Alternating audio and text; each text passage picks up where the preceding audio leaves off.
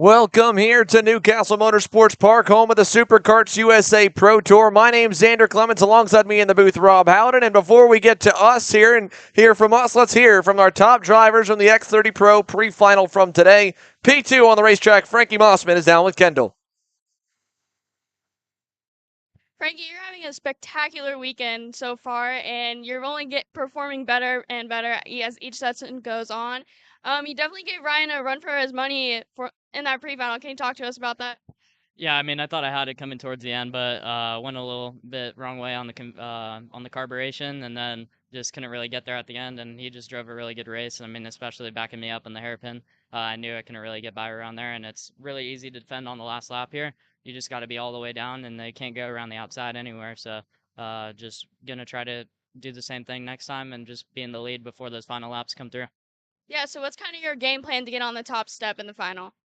Just get out to the lead early on, work with them a bit, and try to get a big gap just like we had there, and just have a really good race, you know? All right, well, sounds good, and good luck today. Okay, thank you. Thank you. Back to you guys. Thank you, Kendall, here. Back live in the booth, myself and Rob Howden. Rob, we've seen the racing so far. It's been pretty hard, and obviously looking in the X30 Senior class today, Norberg looks like maybe he may not be the one with outright pace. Frankie Mossman, super impressive. Yeah, and look even further back. We know Mossman was very good. I would like to give him a happy pill there because he just finished second to Ryan Norberg and led for a while. Obviously focused on trying to get the race win, but Pedro Hilbrand looked really good as well. We saw some guys lay down good laps, Zachary Clayman and DeMello. It's not just Norberg here in this one. It's all going to depend on how things shake down the opening lap, and we eventually get to the X30 main events at the end of the whole run. Yes, of course. They are the last show on the day. The first show on the day is going to be super intense. The Micro Swift class is a pretty much heads-up main event from what we can tell. eKarting News' own David Coles are running the spreadsheet, running the numbers, crunching everything all afternoon long. Yeah. And from what we can tell, it should be just about heads-up racing between Rocco Simone and Troy Ferguson. Yeah, it pretty much is. Those two young drivers came in essentially with the drop with exactly the same points. Simone's had a great start to the day. Not quite as good as he wanted. He only finished one spot ahead of Ferguson in the pre-final. So really, as Xander said, it's heads up. Whoever wins is likely going to win the championship. Cole will keep us updated unofficially, but this is going to be a tremendous battle between two great young drivers. It should be awesome. Both of them had great seasons. Then if we look at the micro class itself, there's a lot of other names that could be contenders. Obviously, Simone and Ferguson, they've gotten wins on the year. They've had a great season thus far. They're starting back on row number 4, 7th and 8th for both of them. Simone led up until the final lap in the pre-final, and then the cavalry just kind of came on by. A lot of new names there, and obviously Jackson Gibson, and around the outside move, using the cushion. We'll start on the pole here today. Is this the day for Jackson Gibson? I talked to him yesterday. A lot of great speed, but he was really disappointed with not getting the results he wanted. Maybe this is going to be the day for Jackson Gibson starting on the pole alongside Matthew Cagle. Yeah, Matthew Cagle as well, an outside move of his own. His was even a little bit trickier. 3 wide for Matthew Cagle in the number 48 to try and get the move done around the outside to take over the lead and the win.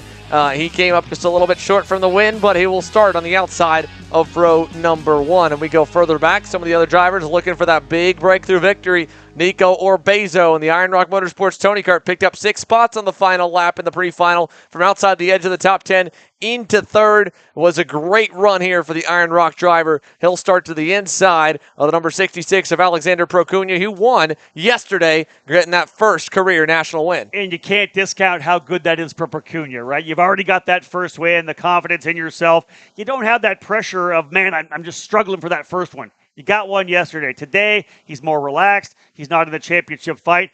Procuna could be a guy to watch for because we watched him have a lot of confidence when racing in a big pack up front.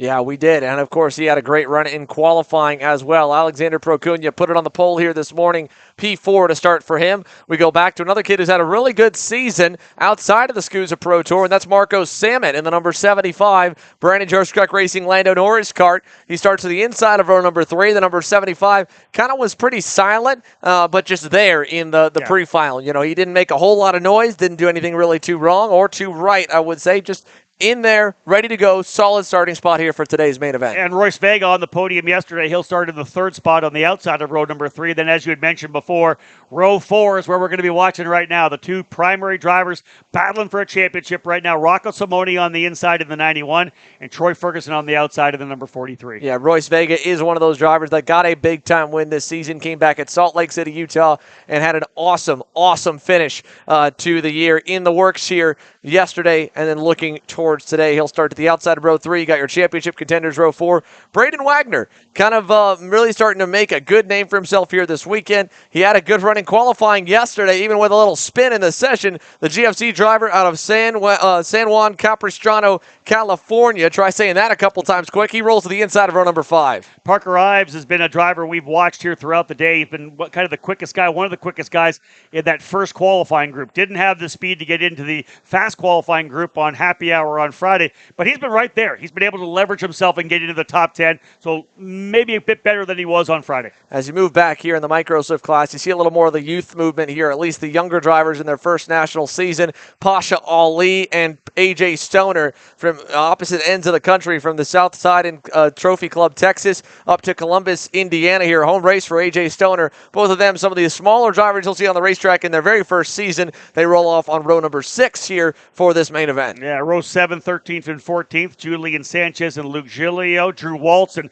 Juan Diego Garcias will start on row number 8. Christopher Yutzi and Mateus Romalo. Keep an eye on the number 81 Kart Republic driver. The Brazilian pilot has already had a few U.S. wins here this season. However, he got knocked off the racetrack at the start of the pre-final, was so far back from the field he could only make it up to 18th. He does have the pace, I believe, to run with that lead pack. If they battle enough and if he gets a solid start, he could be in contention. As we look back behind him, it's Santiago Diaz de la Vega and Enzo De Janeiro rounding the top 20. Yeah, Luca Besserell and Colton Schniegenberg will be on row number 11. Alex Chandler and another driver that could come from deep in the field. We've talked a lot about Antonio Pazonianito today. He'll start 24th, so a lot of work to do, but at least luckily for him, a lot of laps to do it in, right? 16 laps for the drivers here in the cadet category. Quite a few laps indeed. Byron Bornman and Rafael Canas will be the final row of the 26-driver Team Bannock Micro Swift field. Again, the final few all with DNFs in the pre-final, looking for redemption. Few less laps on the tires, obviously, here for the main event. But the Micro Swift class, less about tire management. That's for the shifters. We leave that to them. We are focused here on positioning, on racecraft, and, of course, on managing the draft. That is oh so important here around this 1.1-mile racetrack that is New Castle Motorsports Park. But the drivers are on to the racetrack now. The warm-up lap coming to a close there as they go just behind and just in front of the Vinco tires and Aspen Fuels inflatables. And a beautiful but slowly warming up to pretty hot afternoon in the works here in Newcastle. We started today a little bit cooler than yesterday in the early 60s. We're about 12 degrees from 66 to 78 degrees, pushing 80, and the field is all set and ready to go. Just a little bit before 2 p.m. Eastern Standard Time, the final round of main events for the 2022 SuperKarts USA Pro Tour season is set to get underway as they come out of turn number 1. Jackson Gibson, Matthew Cagle on the front row, Nicholas Orbezo, and yesterday's winner Alexander Procuna on row number 2. Gibson will set the pace into the tram lines. Time to go racing. Main events of round number 6 of this year's Pro Tour. Outside line well ahead. They've got to get slowed up here because it's the inside line setting the pace here now, and green flag is flying underway. Green, green, green. And Jackson Gibson spools him up and leads him down into turn number 3. Right-hander comes down that straightaway. Oh, driver spun around right in the middle of the field. We've got contact on the exit of turn number 3. One driver, first time we've seen this weekend, dropping a wheel, and the cart looping all the way back around and then rolling right in the middle of the field, worked their way through 3. Hard to tell who that was, but I have a feeling it may have been Matthew Cagle in the number 48, your second place starter on the outside of the front row. Again, like you said, Rob, exactly that. Got pushed or just kind of muscled all around as they're trying to fight for space. Dropped the left sides off the side of the racetrack, and it spun him in front of the pack, and he is back going, but way back down the order here, about half a lap behind. Is out front, Jackson Gibson leads over Nico Orbezo and Marco Samet. Yeah, front ring 3 drivers, make that 4, maybe 5, 6 actually probably in the lead group, but a good start for these drivers to be able to get cleanly out of the corner. Tough for those mid-pack was to come across the line. We'll throw some names out to you for the drivers who were collected in that incident on the exit of turn number 3. I'm sure those of you watching here at home picked up your driver. If you can see the livery and the numbers and, of course, the helmets, you can see that pretty quickly. Drivers coming through, Gibson, Samet, Orbezo, Procuna, and Vega, the top 5. Matthew Cagle following to the tail, and they did good pickup there for Xander. It looks like potentially Braden Wagner involved, Parker Ives as well, Rafael Canas maybe, Julian Sanchez, and potentially Colton Schniegenberg also collected in the incident in turn number 3. Yeah, unfortunately, so that's your second place starter, your 10th place starter, and a few more outside the top 10. It was a very scary look there with the dust cloud getting kicked up. I'm glad nobody went up and over or got hurt from what we can tell. All drivers were able to get back going under their own power, but they are way back down the order with the exception of Julian Sanchez and Colton Schneegenberg. Orbezo is now going to come under fire for third, and he knows it. He's blocking Alexander Procuna, defending that position just a little bit. Royce Vega, Rocco Simone stacking up there. Give you an update on where your other half of the championship battle is in Troy Ferguson. It was not a good start for the 43. He's down in 17th. A long way to go for the Team Bennett driver to fight for this championship. Yeah, probably not the thing that Ferguson wanted. He was kind of right in the middle of that craziness, and that came from the issues he had in the pre-final. Had to work his way forward where Simone worked his way backwards. It was a 7th or 8th place starting spot, I believe, for Ferguson, but being on the outside there, the same line, same row as the spinning Kegel, he likely had to take evasive maneuvers to not get collected there. Likely able to just sneak through, but he lost a lot of spots. 9 spots, or pardon me, 11 spots. 9 spots, pardon me. Yeah, 9 spots involved going backwards for Ferguson. But this, again, we said this, 16 laps the distance. He's got to put his head down, dig, and hopefully have the drivers up front battling pretty aggressively. Yeah, Troy Ferguson just needs to, like you said, Rob, put his and it could happen. We've got a 6 or 7 driver lead group. We just saw a change in the lead. Marco Samet and Nico Orbezo going by on Jackson Gibson. Samet going a little bit low there into the cell tower hairpin. That'll back him up. We're about 9 drivers strong almost, going back to AJ Stoner. And guess what? Mateus Romalo, I said to keep your eye on the 81 because how deep he had to start. He's already got 9 spots. He's halfway there. He leads the second group here with one driver right behind him in Juan Diego Garciars. They're about a second and a half back from that leading group of 8, but very easily they could get there with the way that these kids are racing with just 3 laps complete and 13 to go. Troy Ferguson, we'll see what happens on lap number 3. Drew Waltz with the quickest lap, 3rd yesterday. Drew Waltz now in 7th. Pasha Ali goes purple this time by. Ferguson up 1 position. He'll need to essentially get 1 place per lap. Ferguson now up into the 16th spot, but he's... Whoa, big crash up here. Jackson Gibson's gone around in turn number 3. The number 11 RPG Cosmic driver taken out along with Alexander Procuna on the 66. Multiple drivers collected out of the lead group, and just like that, it has completely changed the landscape here. Now it is Marco Samet, Nicholas Orbezo, and a big gap back to what looks to be Rocco Simone, I think, taking over the 3rd spot. Xander, that was 3rd and 4th on the racetrack. Those 2 drivers getting collected over in turn number 5, and that is a big shakeup. As we said, Procuna winning yesterday. Gibson, so much speed, looking for that first win. It will not happen here today at Newcastle. Samet and Orbezo, though, now with this big, massive lead and to the opportunity just to work together to potentially run away for a win here. Yeah, they've got a good gap here to Rocco Simone, but ultimately here, it's really not a detriment to Simone. The big detriment is to Troy Ferguson. He needed that pack to stay together, to continue to shuffle for 5 to 10 laps, to give him time to catch up. With them running single file now, they're going to hustle to stay in the case of the first 2 drivers out front, in the case of 3rd and 4th, to catch them, and that is not what Troy Ferguson needs at this moment. Ferguson just turned the fast lap of the race, so again, he's doing what he can do on his end with the speed. He needed to, as Xander said, to have these guys up front, going inside, outside, 2 wide, 3 wide. He needed them to slow each other down simply by racing hard and taking away those fast race lines. He's worked his way up to 14th already, still 12 laps to go. He's a little more than a second behind Santiago Diaz de la Vega, but another 2.5 seconds up the road is Enzo Diganaro, that's going to be the big thing for him. He's got so much gap between everybody. Nobody's running in a line up front. Yeah, no one at all. Although now that the pack is back up, it's at least 5 drivers strong with Drew Waltz up 10 spots from 15th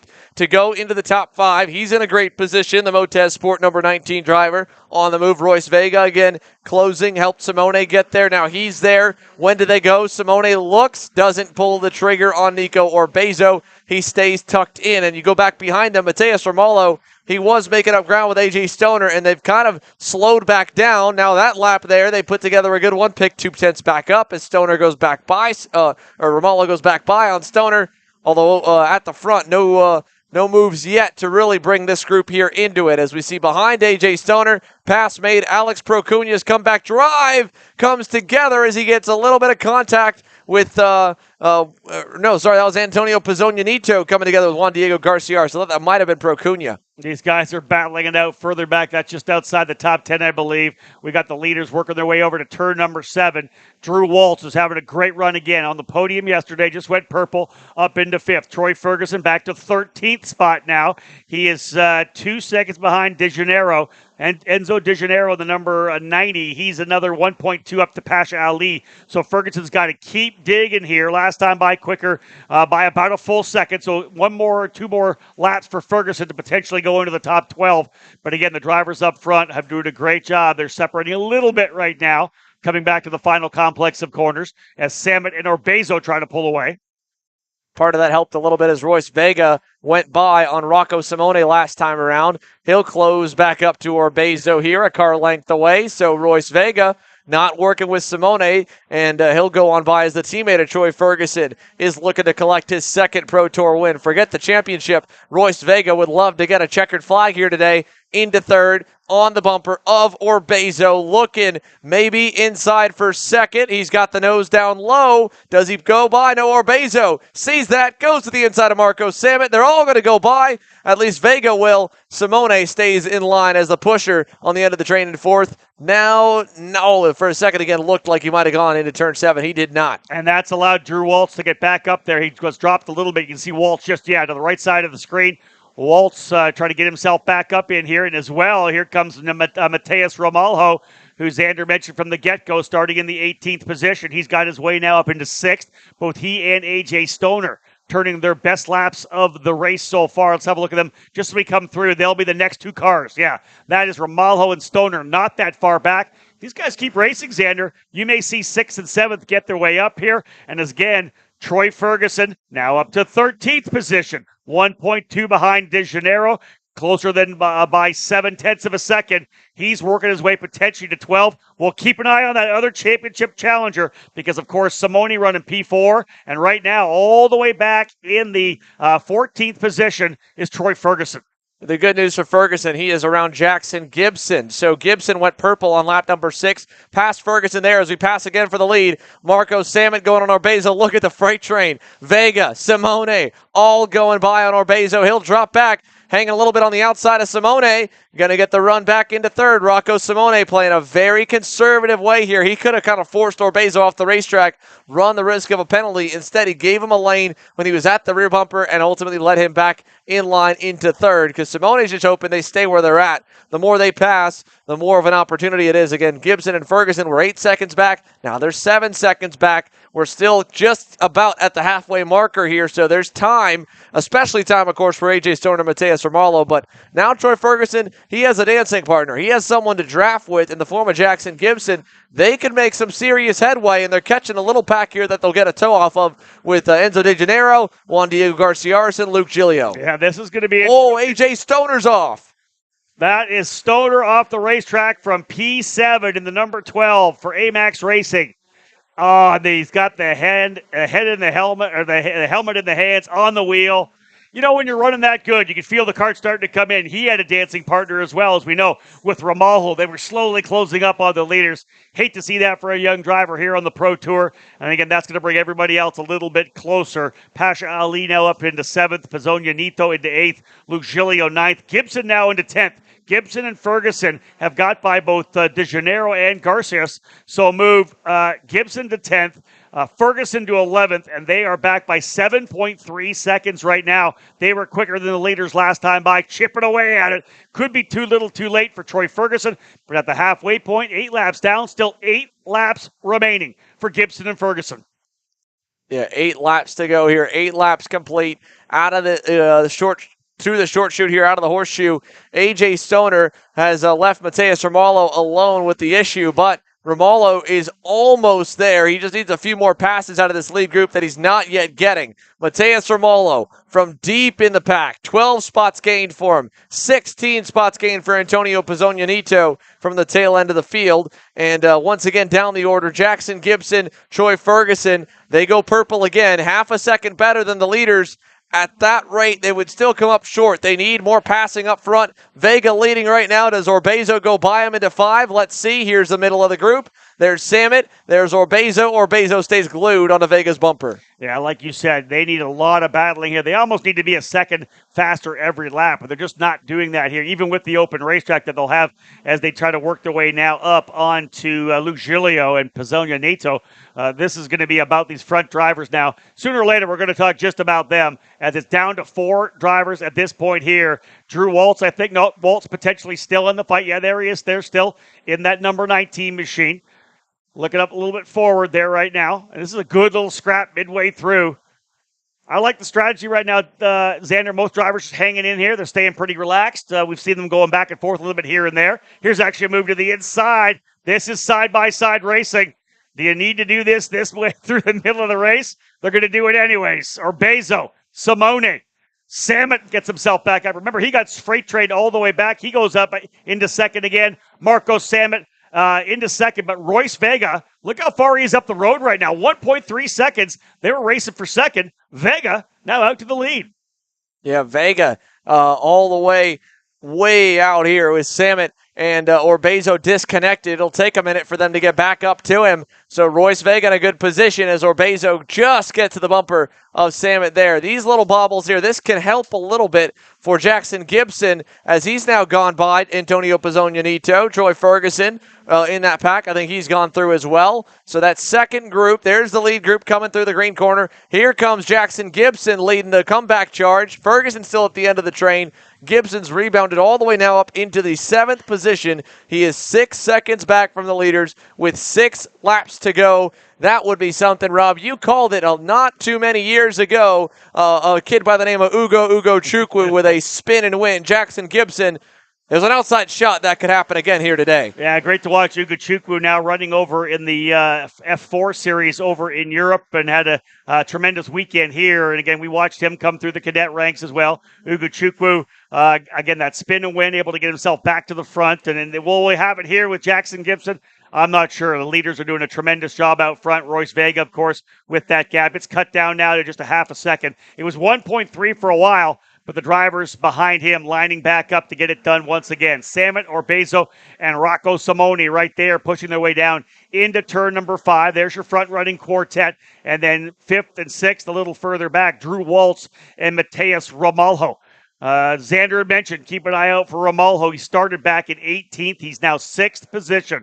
Great run here for Romalho. And then there's that, look at that big of a gap all the way back to Jackson Gibson, Pasha Ali, and then Troy Ferguson. That is 7th, 8th, and 9th. Gibson, 5.9 seconds back. Again, with 5 laps to go. Probably going to be too little too late for Jackson Gibson, but he's putting on a tremendous show. Yeah, probably a little bit late, unfortunately, here. But you never know. I mean, we thought this group could stay together. I don't want to rule anything out yet. I mean, anyone all the way back to Romalho there who has gone by Drew Waltz for 5th still have a shot. More could altogether. Let's see as they come across the line. This time, Vega, 114.237 and a 113.7 to Nico Orbezo and that group. They're catching back up. So 4 closely packed, 4 laps to go here, 12 complete. And looking on the inside was Marco Samet that time into turn 3. He thought better of it and stayed behind. Rocco Simone versus Troy Ferguson for this championship. Simone running in 4th, Ferguson running in the 9th spot. We said pretty much a head-to-head battle, so very likely that Simone holding on to the championship as they run right now on the racetrack. Again, running for Parolin USA. Front 4 drivers locked and loaded. 5th and 6th not done either. Royce Vega, who had a 1.3 second lead for a while there, has seen that disappear completely. Marco Samet looking to the inside, thinking about turn number 10. No. Gets shut down as, again, Vega coming across the bow from drivers left to right, holding the spot with Orbezo and Simone right there. Yeah, right there in the mix as they come through the short chute here.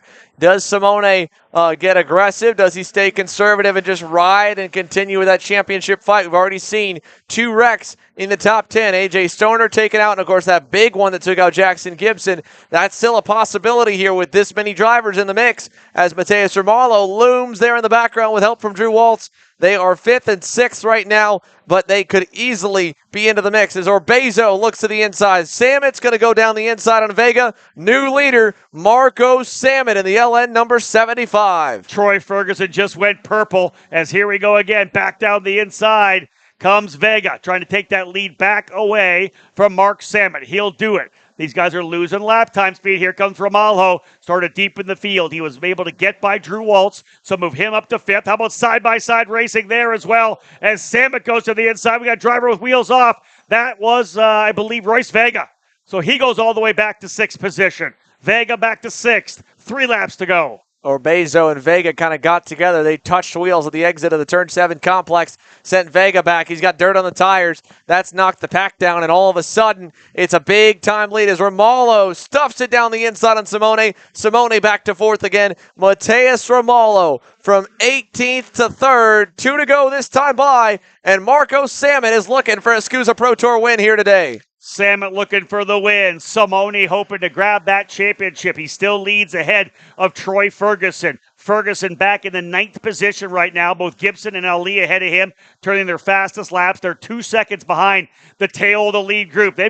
Gibson's got it down to 3.8 seconds. All this racing has allowed Jackson Gibson to reel them in, but very likely too little too late. White flag will fly next time by. Who is going to win the race? Who is going to win the championship here in the Pro Tour in Micro Swift? Rocco Simone in a great spot to win this title, but Marcus Samet, he wants this race win. Marco Samet's first Pro Tour start of the season, first Pro Tour start ever. He's won in every series he's made a debut on the debut weekend here this year. The last one to check off is the Supercarts USA Pro Tour. He's in contention for it. Down to the inside with a lap and a half to go. They're packed up 5 deep. Here comes Vega back into it, and that pack in the mix there just out of view is Troy Ferguson and Jackson Gibson. They are down to less than 3.5 seconds away. White flag coming this time by. Look at the shuffling. Simone's on the outside. He's going to drop back to 5th as there goes Romalo and Drew Waltz on through. And here comes Gibson, Ali, and Ferguson. Hold on.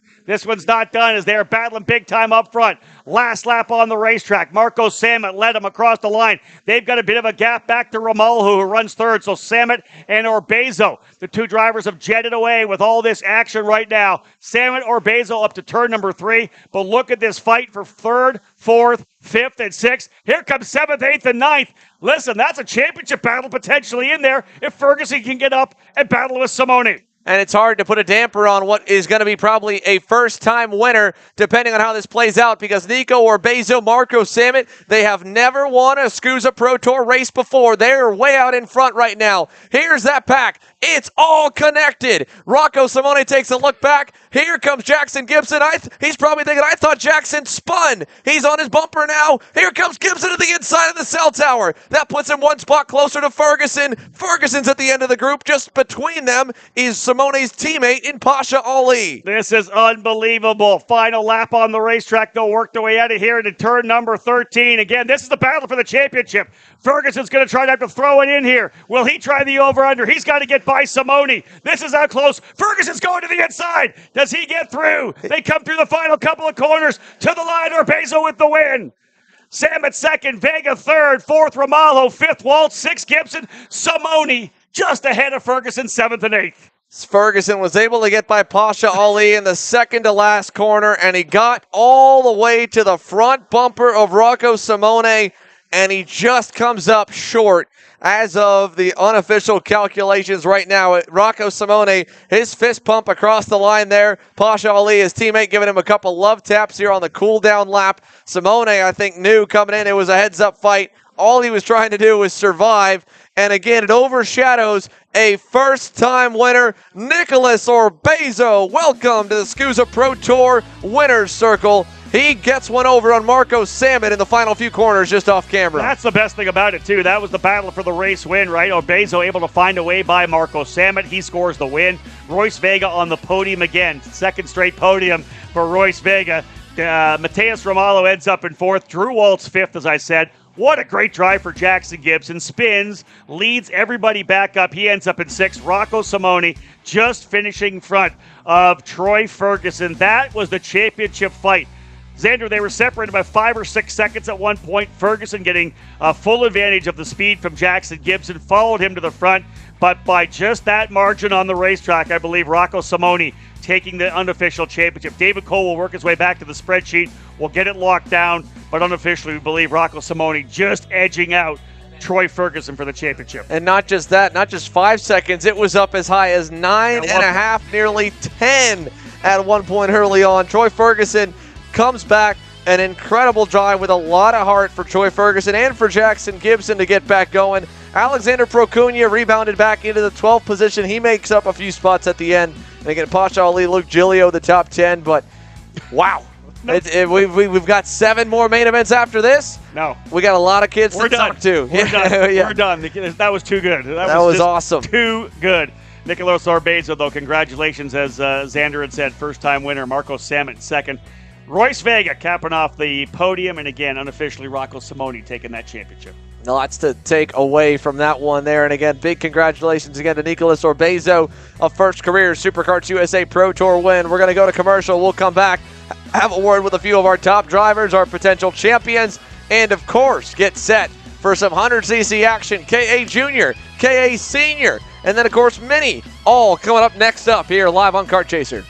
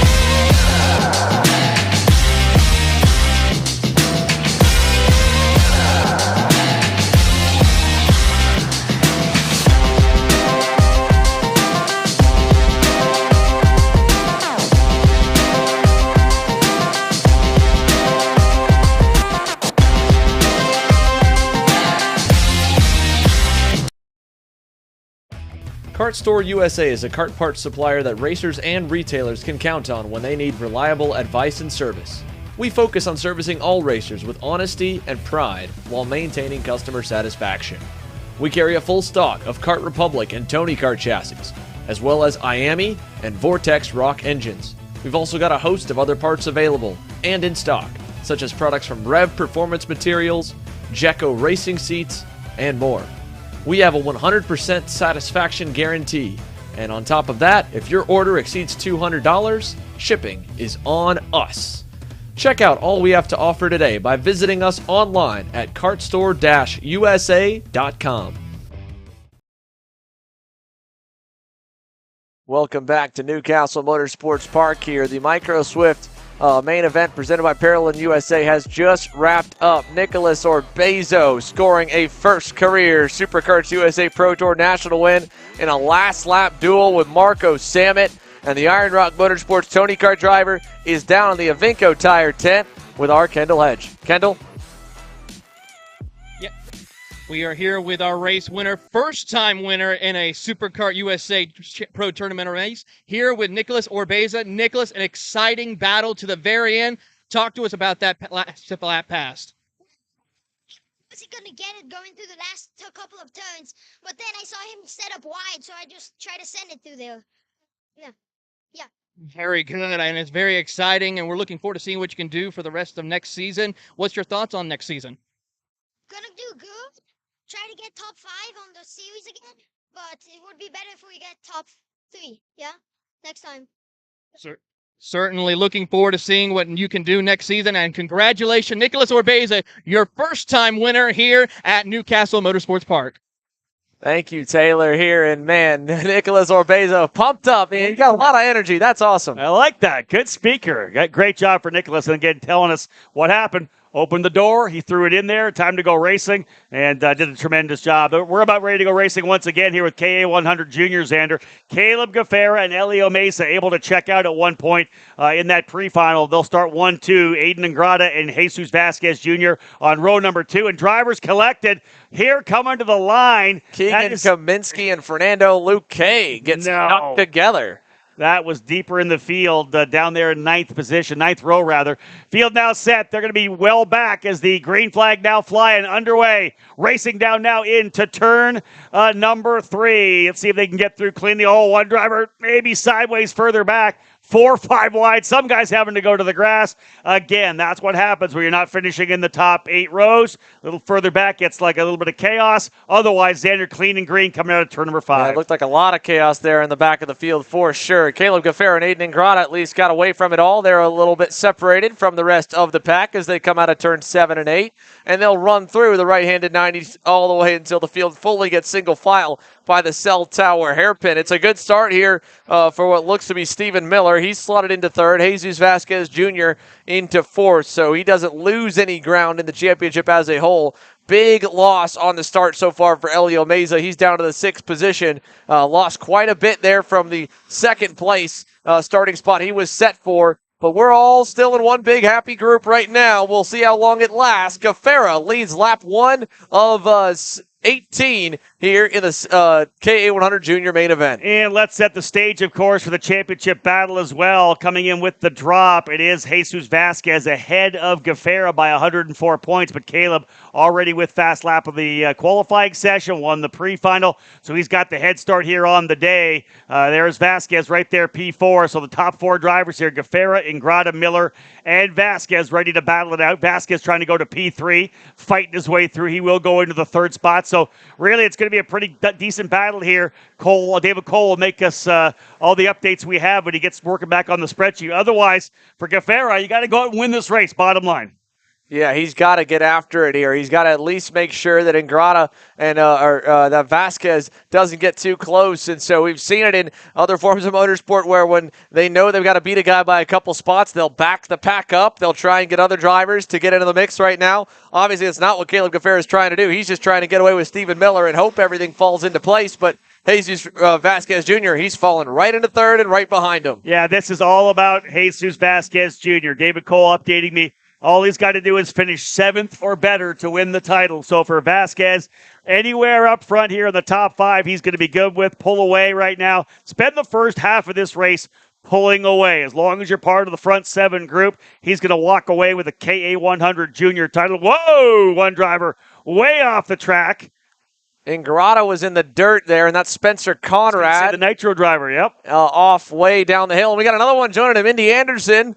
Man, it's been a rough Sunday for Indy Anderson. He's been off the racetrack for airtime more than he's been on it for airtime, unfortunately, in the TKG KR. But back up front, Gaffera and Miller pulling a little gap over Vasquez Jr. and Cooper Shipman. Like you said, though, Rob, the update from the man with the numbers. DC giving us the number exactly that Vasquez Jr. has to beat. He has to be 7th or better. He is 3rd, and there is a big gap back from 4th place in the form of Cooper Shipman to what that was Spencer Conrad 5th, Ingrata 6th. So the battle for the top 5, that's what set both of them off. And rough start as well for Elio Mesa. We haven't picked this up. He went all the way down to 12th position, turned fast lap. There, he's rocking and rolling and get himself back up, but your off-pole starter, Xander, all the way back to 12th on the opening circuit. Yeah, he was down to 6th or 7th when we first caught him, and then he just kept going backwards, and I don't know if he got pushed off again or what happened, so not great. Half of the Iron Rock Motorsports dynamic duo in the form of Meza and Shipman are gone. Shipman still right up there, and then now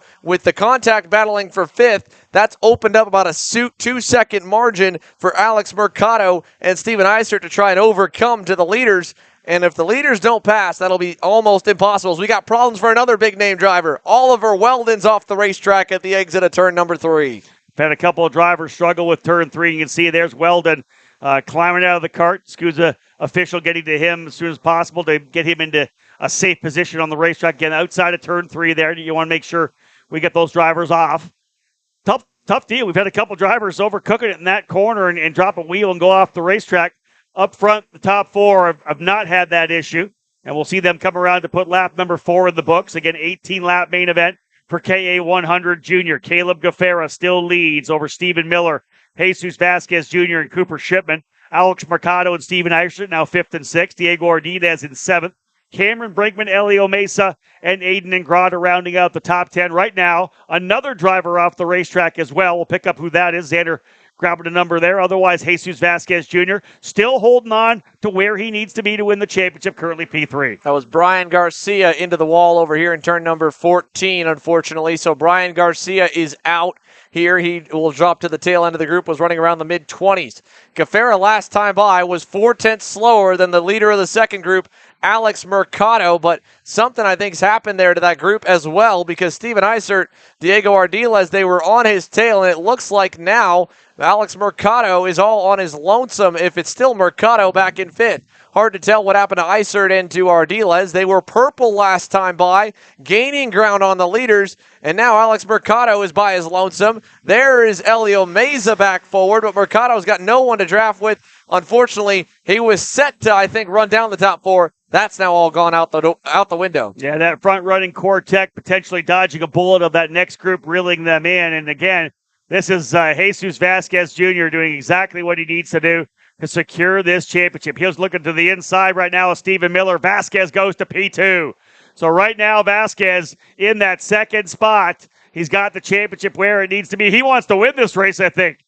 And you wonder about that, Xander. How do you balance that, right? Do you race super, super hard? Like literally right now, on the next straightaway, he can look back and see that there's nobody around him. He could literally drive around in 4th position and come home with the championship. But here's a guy that wants to win this race as well. At the end of the day, you're a racer here first, Rob, and then when you know you've got that kind of a cushion, all that really could take you out is a crash. And like you said, the safe bet, let the 2 behind you go by, just kind of cruise in 4th to the end of the finish. You don't have to win, you don't even have to podium. You just got to be 7th or better, and you've got a 3 to 4 second gap out the back door. But again, he could wait a little bit. It could be almost like what you see sometimes at the NASCAR Daytona Duels, where they'll race the whole race. Maybe the last lap he kind of gets out of the way, but he has some fun for a little while. I mean, either way, Jesus Vasquez Jr. running laps here is going to help his X30 Junior program in the afternoon coming up. So the more he can kind of learn, and of course the more racecraft practice he can have, the better compared to the drivers around him that'll also be competing. And now here he goes to the lead. Your championship points leader and your second in command, Jesus Vasquez Jr. with help from Caleb Gaffera, go to the front. Yeah, I'm sure that Nash Motorsports owner Seth Nash, and of course Jesus' dad as well, are saying, listen, man, let's go win some races here right now. Championships are great, but let's win some races. He puts that Nash Motorsports machine to P1. Jesus Vasquez Jr., all he has to do is finish 7th to win this title, and he has worked his way to the front. Tremendous run for Vasquez right now. Early on, though, as we're now just 6 laps in. And remember, long way to go, 18-lap race. This front-running quartet pulling away from Alex Mercado, although Mercado, Xander putting really good laps in, as is Elio Mesa, as is Aiden Ingrata. He's back there as well. Ingrata, I believe, just potentially by Mesa. So Ingrata could be up to 6. He was the fast driver last time by.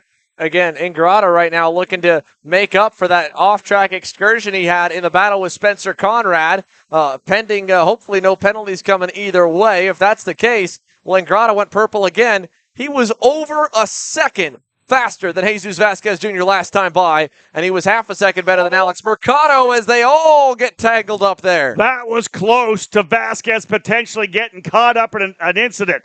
That was a big move to the inside there. Cooper Shipman there up to second, and now he blocks from Caleb Gaffera. And that was Cooper that tried to go to the inside of turn number 3. Almost got into the right rear of Vasquez. I think he dodged a bit of a bullet there. The contact there could have been bad. Shipman's worked his way up into second.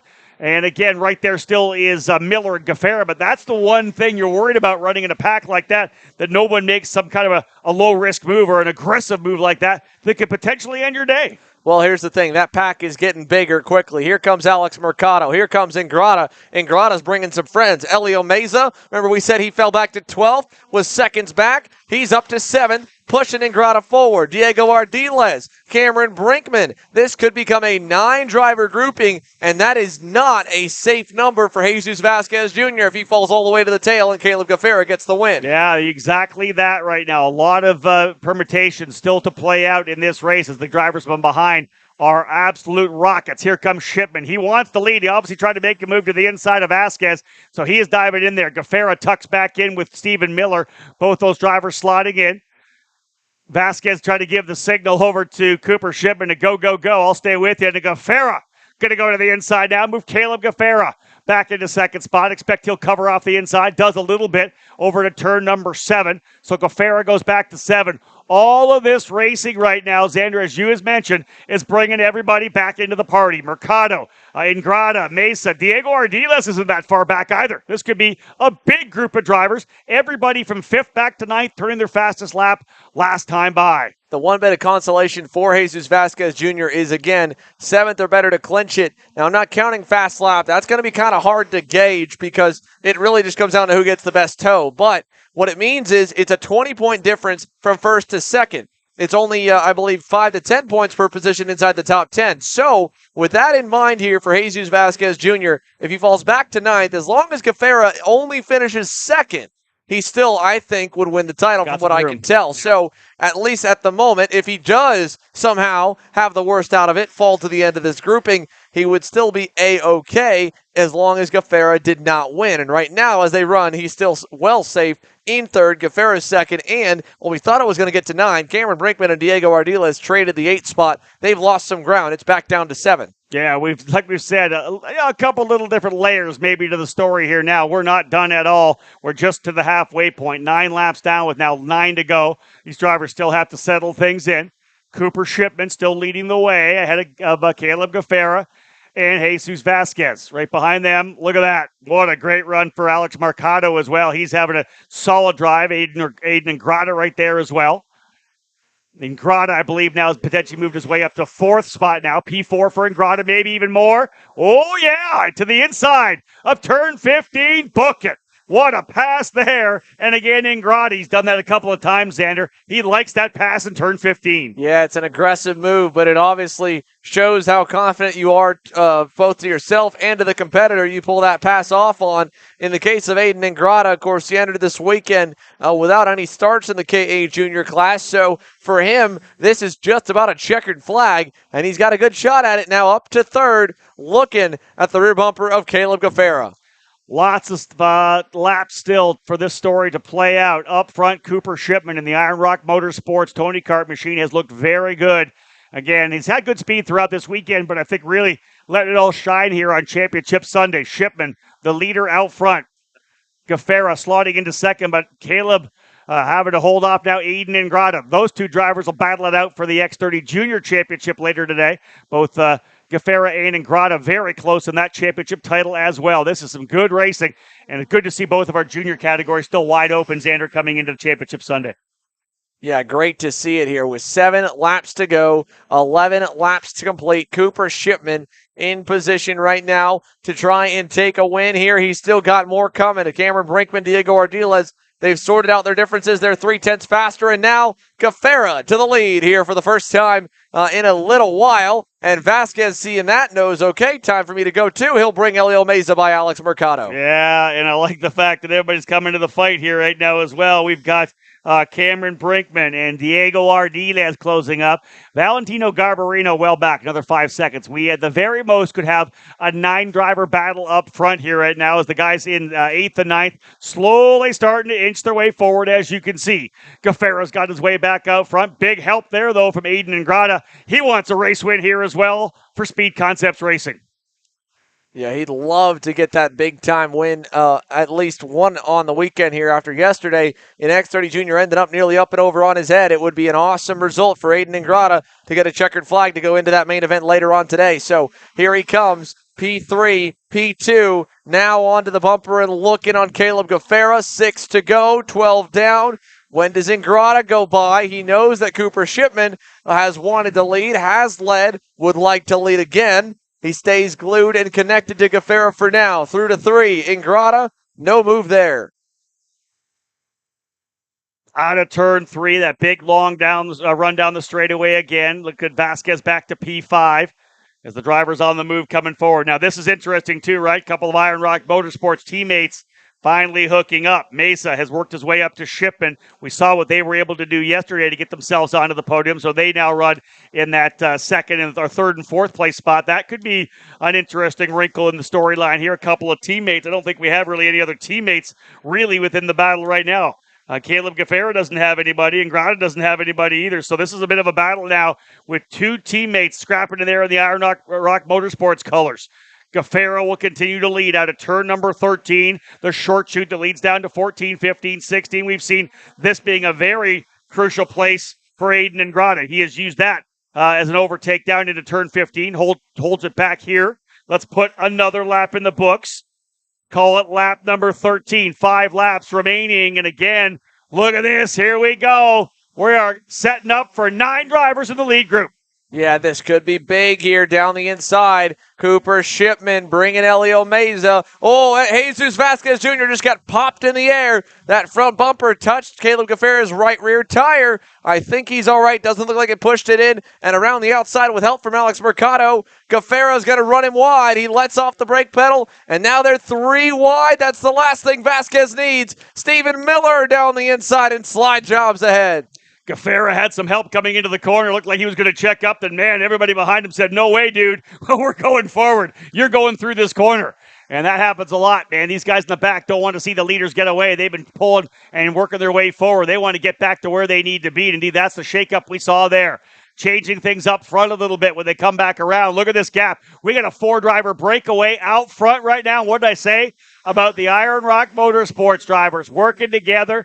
We've got one to P1 right now at a turn number 16. We'll put lap number 14 in the books with Elio Mesa to P1. And wow, it's a big gap from Gaffera back to that second group that's been divided. Stephen Miller is 1.4 seconds back, and he's going to lose the spot as Vasquez goes through with some help from behind. 4 laps to go, and we've got a pair of 2 out front right now. So with Ingrata holding the fast time, David Cole gives me some information. Gaffera has to win. Vasquez has to finish in 9th, and that would give Gaffera the championship. Really? Oh, a driver's got off. Who's that? Alex Mercado in the 8E7 was 8th across the line, and an issue for Alex Mercado as he waits on the outside of the racetrack. Man, that's a heartbreaker, Rob. One of his best days going. And it might be good for Vasquez because remember, he was in that lead group. If Vasquez finishes now 8th, I think that would still potentially give him the championship. For Vasquez running P5 right now. This race is in his hands. Gaffera has to win. Vasquez trying to do what he can back leading that next group of 5, 6, 7, and 8. They'll work their way out of turn number 16 once again. Lap number 15 in the books, 3 to go. Mesa, Ingrata, Gaffera, Shipman. Vasquez doing what he needs to do. P5 would be enough. Ardiles 6th, Miller 7th. Then Cameron Brinkman 8th, 4 seconds back to Charlie Smith. Still 8 drivers in the lead group. Elio Meza and Aiden Ingrata are trying everything they can to get away from Caleb Gaffera, but he keeps on coming on strong. Now Ingrata looking for the lead to the inside into 5. He's through. Meza back to 2nd, and Caleb Gaffera closes in a half car length away. Look at Meza. Last second block there into 7. Thought he might have gone back on Ingrata. Instead, he was worried about Caleb Gaffera as they go through turns 8 and 9 and over to 10. Gaffera, does he go? He does not yet. He'll stay in line with Meza, maybe use him to push back up to Ingrata, through past Ingrata, because there's a lot of passing opportunities on the front half of this racetrack, and we're coming to see 2 laps to go. What a race here right now, and Vasquez getting it done still. He's running P6, holding on to the spot he needs up front. Great run here as well for Aiden Ingrata. Is he able to hold on for the race win? The 2 Iron Rock drivers bookending rather. Caleb Gaffera, Mesa 4th, Mesa 2nd, Shipman 4th.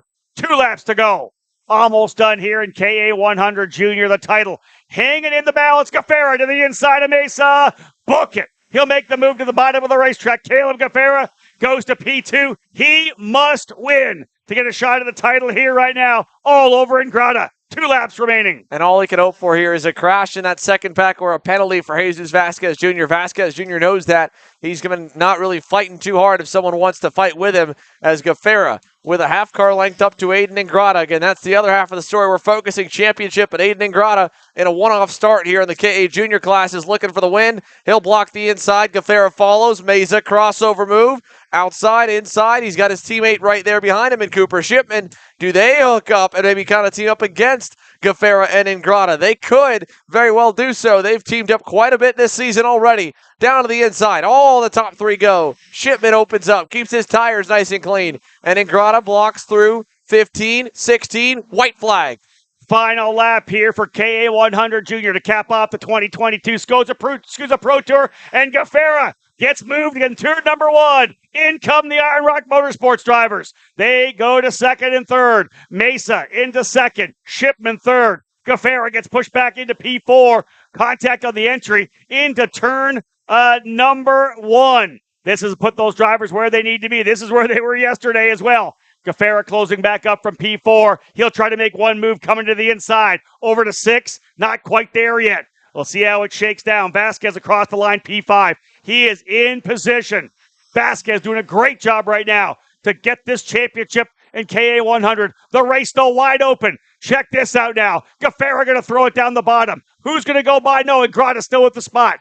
Aiden Ingrata holds on to the spot. Gafera trying to come to the inside. The two Iron Rock Motorsports drivers trying to find a way by Aiden Ingrata. They're going to come to the final lot stripe here. Vasquez has just got to bring it home. Gafera setting up for the over-under. Ingrata holding the spot.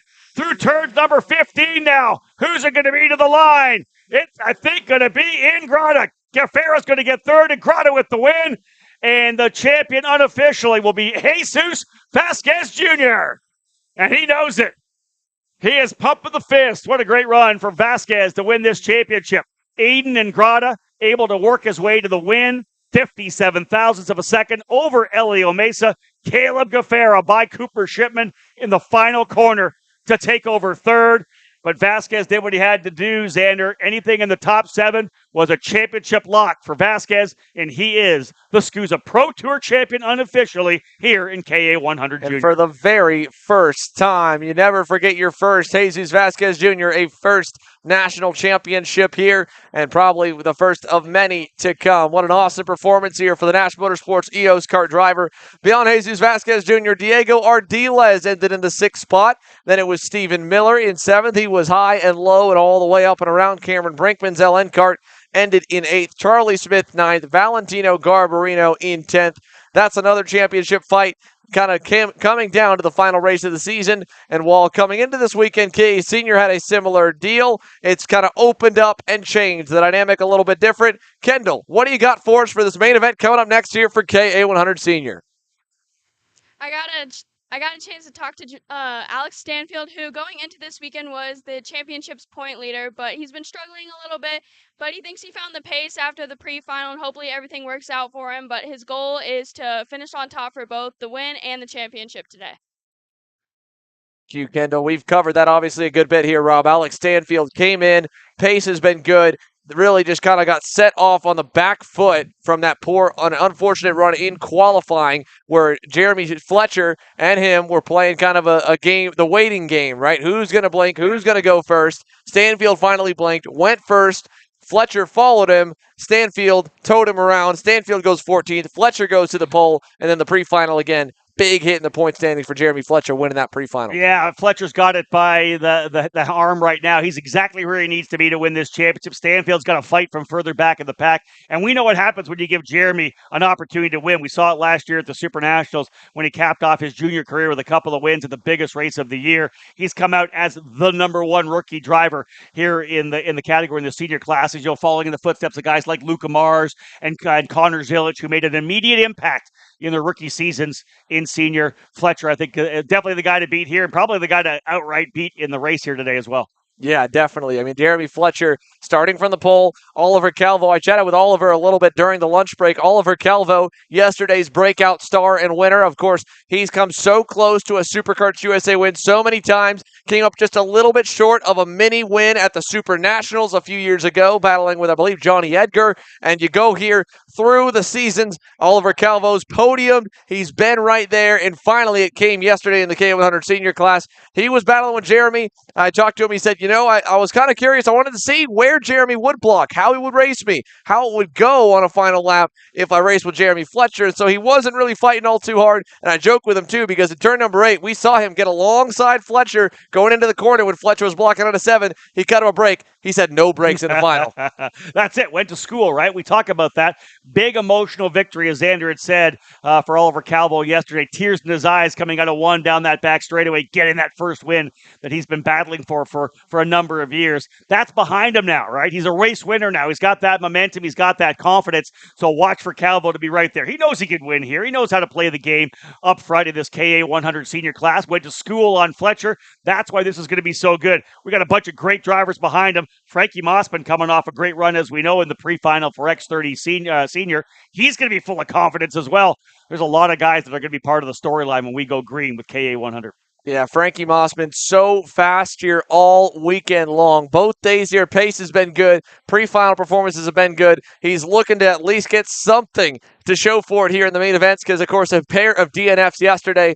Unfortunate for him yesterday getting into it. And then in the main event of the X30 senior class, same type situation. For fast Frankie Mossman here, the rookie sensation, one of many rookies inside the top 10. And, of course, a big shakeup all the way through. Mick Gabriel, Cedric Lupi, a couple veterans. They're going to be starting a little further back. Some young blood near the front. And a lot of names to talk about. All coming your way when we come back. The scale line procedure's underway for X30 Junior. We'll take a commercial break, talk to the top finishers there, and get set for your KA 100 senior division as your KA juniors get through post-race tech inspection.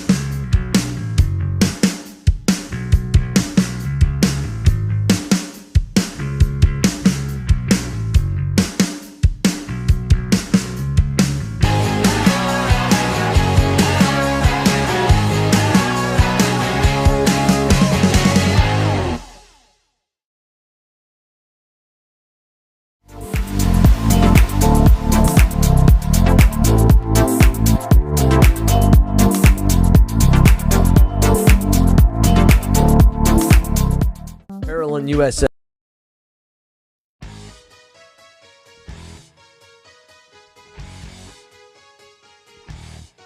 Welcome back here to Newcastle. KA 100 Senior getting released onto the racetrack, presented by Ryan Perry Motorsport.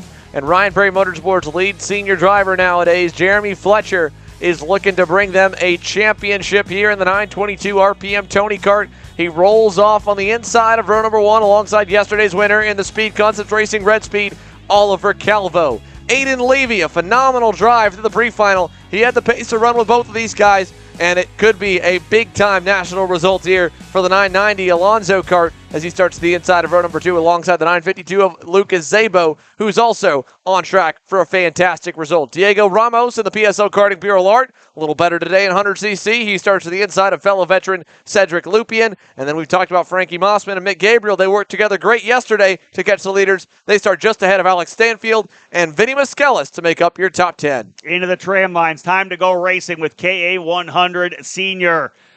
Battle, of course, for the championship between Stanfield and Fletcher. Fletcher starting P1, Stanfield in 9th. Everybody ready to punch off. Green, green, green.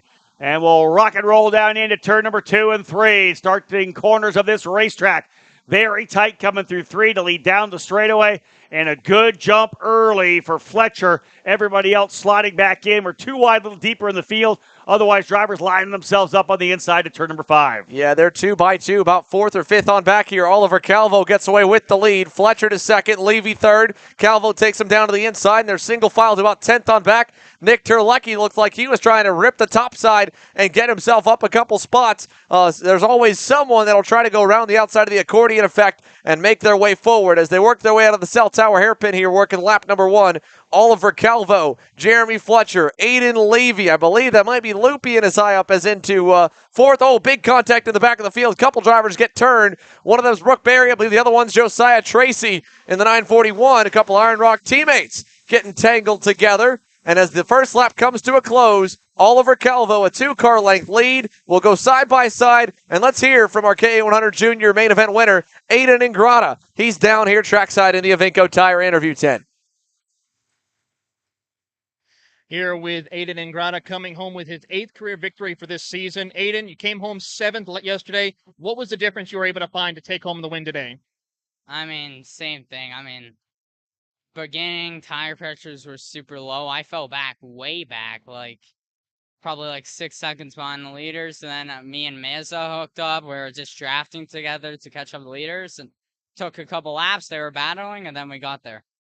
Well, Aiden, congratulations on your win here for today. We look forward to seeing what you can do next season. Thank you. And it's Aiden Ingrata coming home in P1.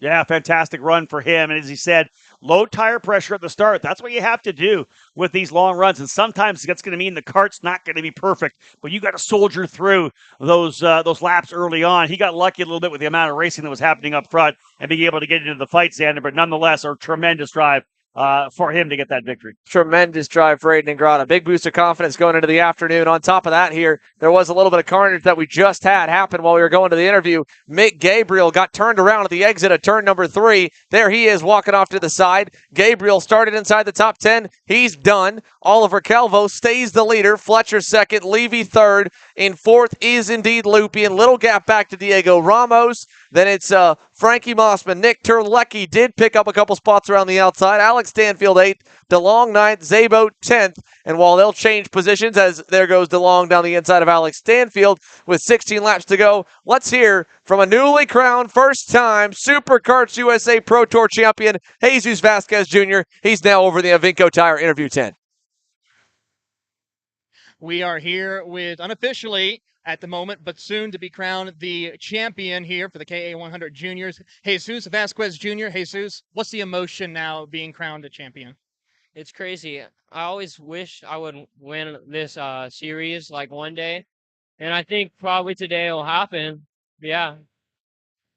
Well, we look forward to seeing what you can do next season with this championship, and congratulations on winning the championship. Wait, what'd you say? I couldn't hear you. Oh, thank you. Back up to you. A fantastic job for Jesus Vasquez Jr. Of course, on the pole position last year at the Super Nationals, winning the championship this year. You know, every one of these drivers comes in. You see these races, Xander. 6 races. I got to do my best in all of them. I want to be crowned the champion. All it takes is 1 or 2 issues throughout the year, and you just don't get that done, right? It's a body of work. You have to put 5 strong races together to get that one drop. But man, excellent job. And again, knowing he had to finish the top 7, led for a time, was back to 6th or 7th, ends up coming home with the title. Yeah, what an awesome run here for Jesus Vasquez Jr. Said he woke up today thinking he was going to be able to get it done. Always dreamed of being a SKUSA Pro Tour champion.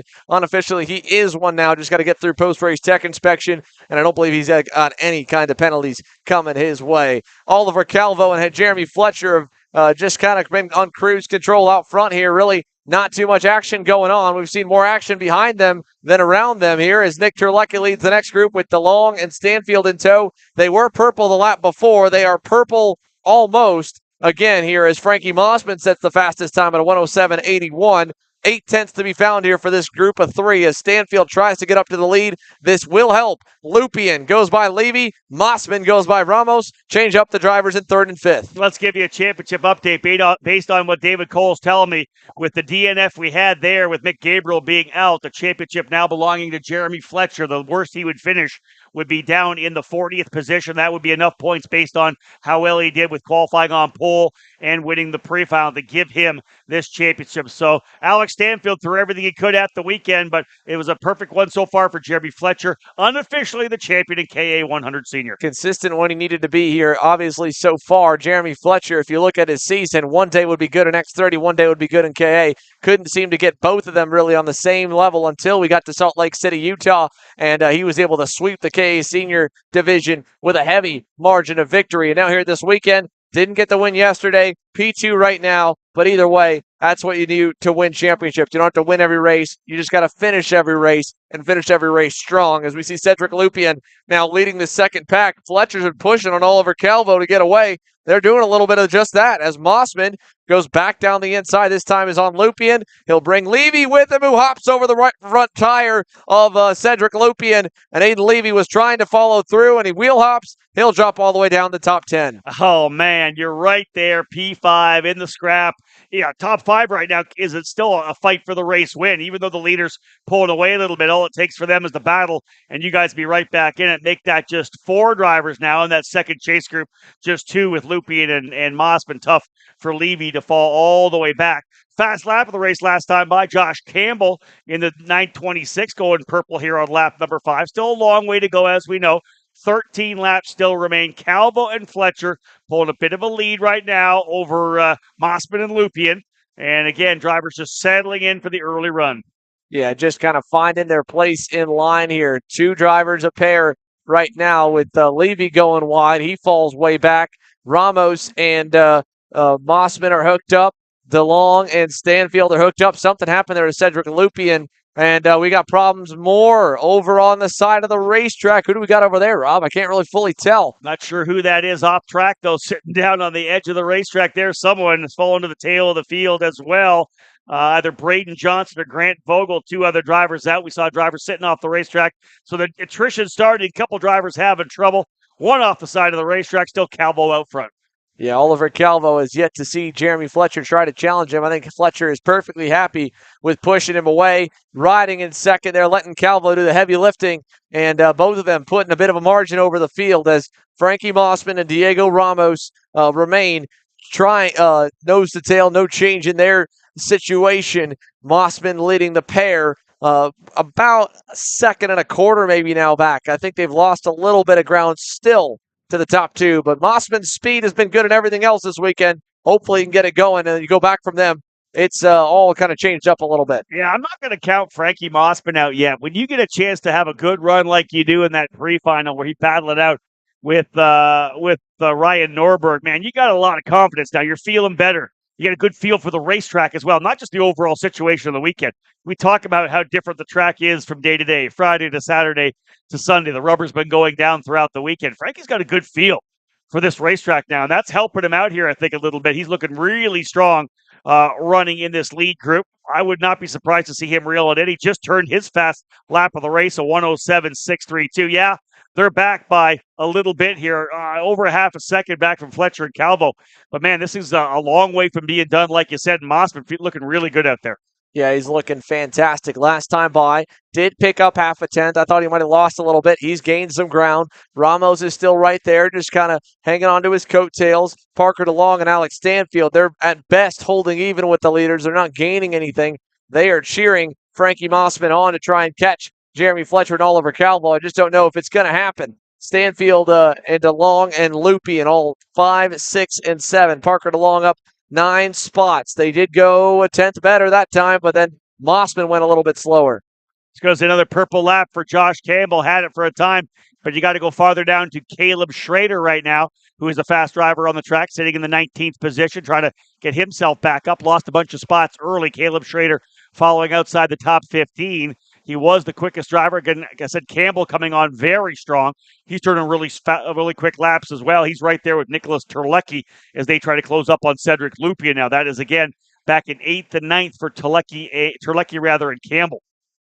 Yeah, just a little bit further back from them. Any other updates we've got? Levy obviously is trying to rebound from his off-track excursion. He's currently 13th as of last time by. Ran a pretty good lap time, was quicker than Adam Rylance. Should be able to get by him, and already has, so he's gone ahead of Rylance. Connor Ferris trails them, so move Aiden Levy back up to 12th. Then we go from further on back down. Caleb Schrader was the quickest time last time by. He's way back in the RPG Cosmic. Currently down in the 19th position around Timothy Carroll and Colin Lloyd. And everyone else at best about moving maybe 10 spots or so. But Caleb Schrader took that fast time, just lost it. Jeremy Fletcher now goes purple once again up at the front of the field. Calvo still leads the way. They've got a 1.4 second lead now to Mossman. So this front-running duo is just stretching away. Corner by corner, lap after lap. pulling away from that battle. And really, it's starting to close up between third, fourth, back to fifth, sixth, and seventh, as DeLong last time by 0.2 quicker than Mossman and Ramos. So look at this is really starting to dial things in as we watch this thing go. There's the rest of the guys. Yeah, there's fourth or fifth, sixth, seventh, eighth, ninth, all right there closing up on the battle for the final position on the podium. Yeah, all getting there, trying to close in. It'll be a big-time pack here in a few moments. Probably about 10 drivers deep there from third on back to 11th or so. Frankie Mossman still the Pied Piper of it. Ramos has not been close enough to help him nor to challenge him. Parker DeLong may end up getting on the inside of the PSL karting drivers sooner rather than later. 8 laps to go, 10 complete. Mossman sets his personal best, still gives up 1/10 of a second to the top 2. Here comes Super P. Parker DeLong to the bumper of Ramos. Look in, turn 3, inside. No, not going to go that time. Everybody settling back in. Mossman, Ramos, and now DeLong right there with him. A couple of kart lengths back to Alex Stanfield and Cedric Loopy. And those drivers, again, are running right there in 6th and 7th. Nicholas Terlecki and Josh Campbell trying to close up with Lucas Zaba with them as well. Again, watching what we can do from the tail of the field as well. Caleb Schrader trying to get himself back up. Another spot there for Schrader as he's trying to reel in now Adam Maxwell. Both those drivers a couple of 1/10 of a second quicker than Gia Cicero. So potentially Maxwell and Schrader working together. Calvo and Fletcher, though. This is the battle. I don't even use the battle. This is the pairing because they have not fought at all as of yet. Fletcher led early. Calvo went by quickly to take over the point, and he has been the pace setter for the first half of this race. 10 laps down, 8 to go. And we got ourselves a situation where we got 2 drivers that will wait to the last couple of laps to battle it out. Can they build enough of a gap, though, to be able to defend when they start going on that defense, when they start getting to the inside of 3 and the inside of 5, knowing when everybody's going to close back up? There's a big move there, and that's the inside move there for Diego Ramos. Gets to the inside of Mossman. Xander, he'll take that spot. Mossman's now got Cedric Lupian on the outside. He'll keep him pinned on the outside through turn number 5 and get clear. That'll make him go side by side behind. So Ramos and DeLong now become the 2 drivers to work together. A new pairing to chase down the leaders as Mossman gets shuffled eventually by Lupian, who gets a nice run on the exit. Nick Terlecki up 3 spots now. He's gone by Alex Stanfield, who's back into 8th once again as they all run 5th on backwards here. Ramos and DeLong, I bet they're about 1.8 to 1.9 back from the lead. This group probably about 2.5 now. Looking a lot like what the podium was yesterday with Calvo, Fletcher, and DeLong. They were 1, 2, 3. 1, 2, pretty much the same right now. Then, of course, you've got DeLong, as we have said, now right there behind Ramos. So DeLong trying to find a way by Ramos to potentially go back-to-back podiums for the young driver. They've got a long way to go to try to catch up to the leaders. Don't see that happening, even based on lap times. They're very similar. DeLong goes to the inside. He'll take the spot. Move DeLong to P3. So the podium, if it finishes right now exactly what it was yesterday, Ramos is going to push DeLong all the way down into turn number 5. We saw one of the pre-finals, DeLong led, and then immediately went on the defensive. That brought everybody back. We'll see whether or not he stays clean here to allow them to keep changing. Does not need to go on the block. Lots of time to go. Xander still 6 laps remaining in KA 100 Senior. Yeah, again, 6 laps around this 1.1 mile racetrack. 6.6 miles still to go here with the field coming out of the cell tower hairpin. With DeLong's pass, it brought Lupian into drafting range. He has not let it go. Closed into within a car length away from the rear bumper of Diego Ramos.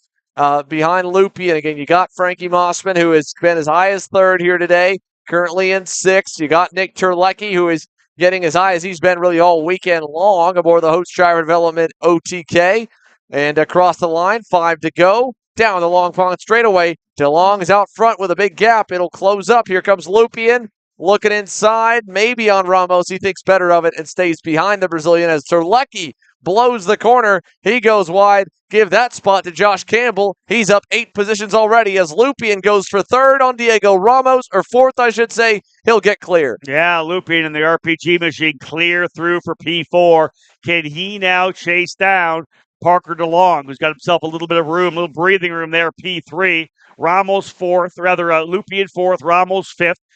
We saw Frankie Mossman be as high as 3rd spot at one point. He's fallen back into the 6th position after losing that spot coming down into turn number 3.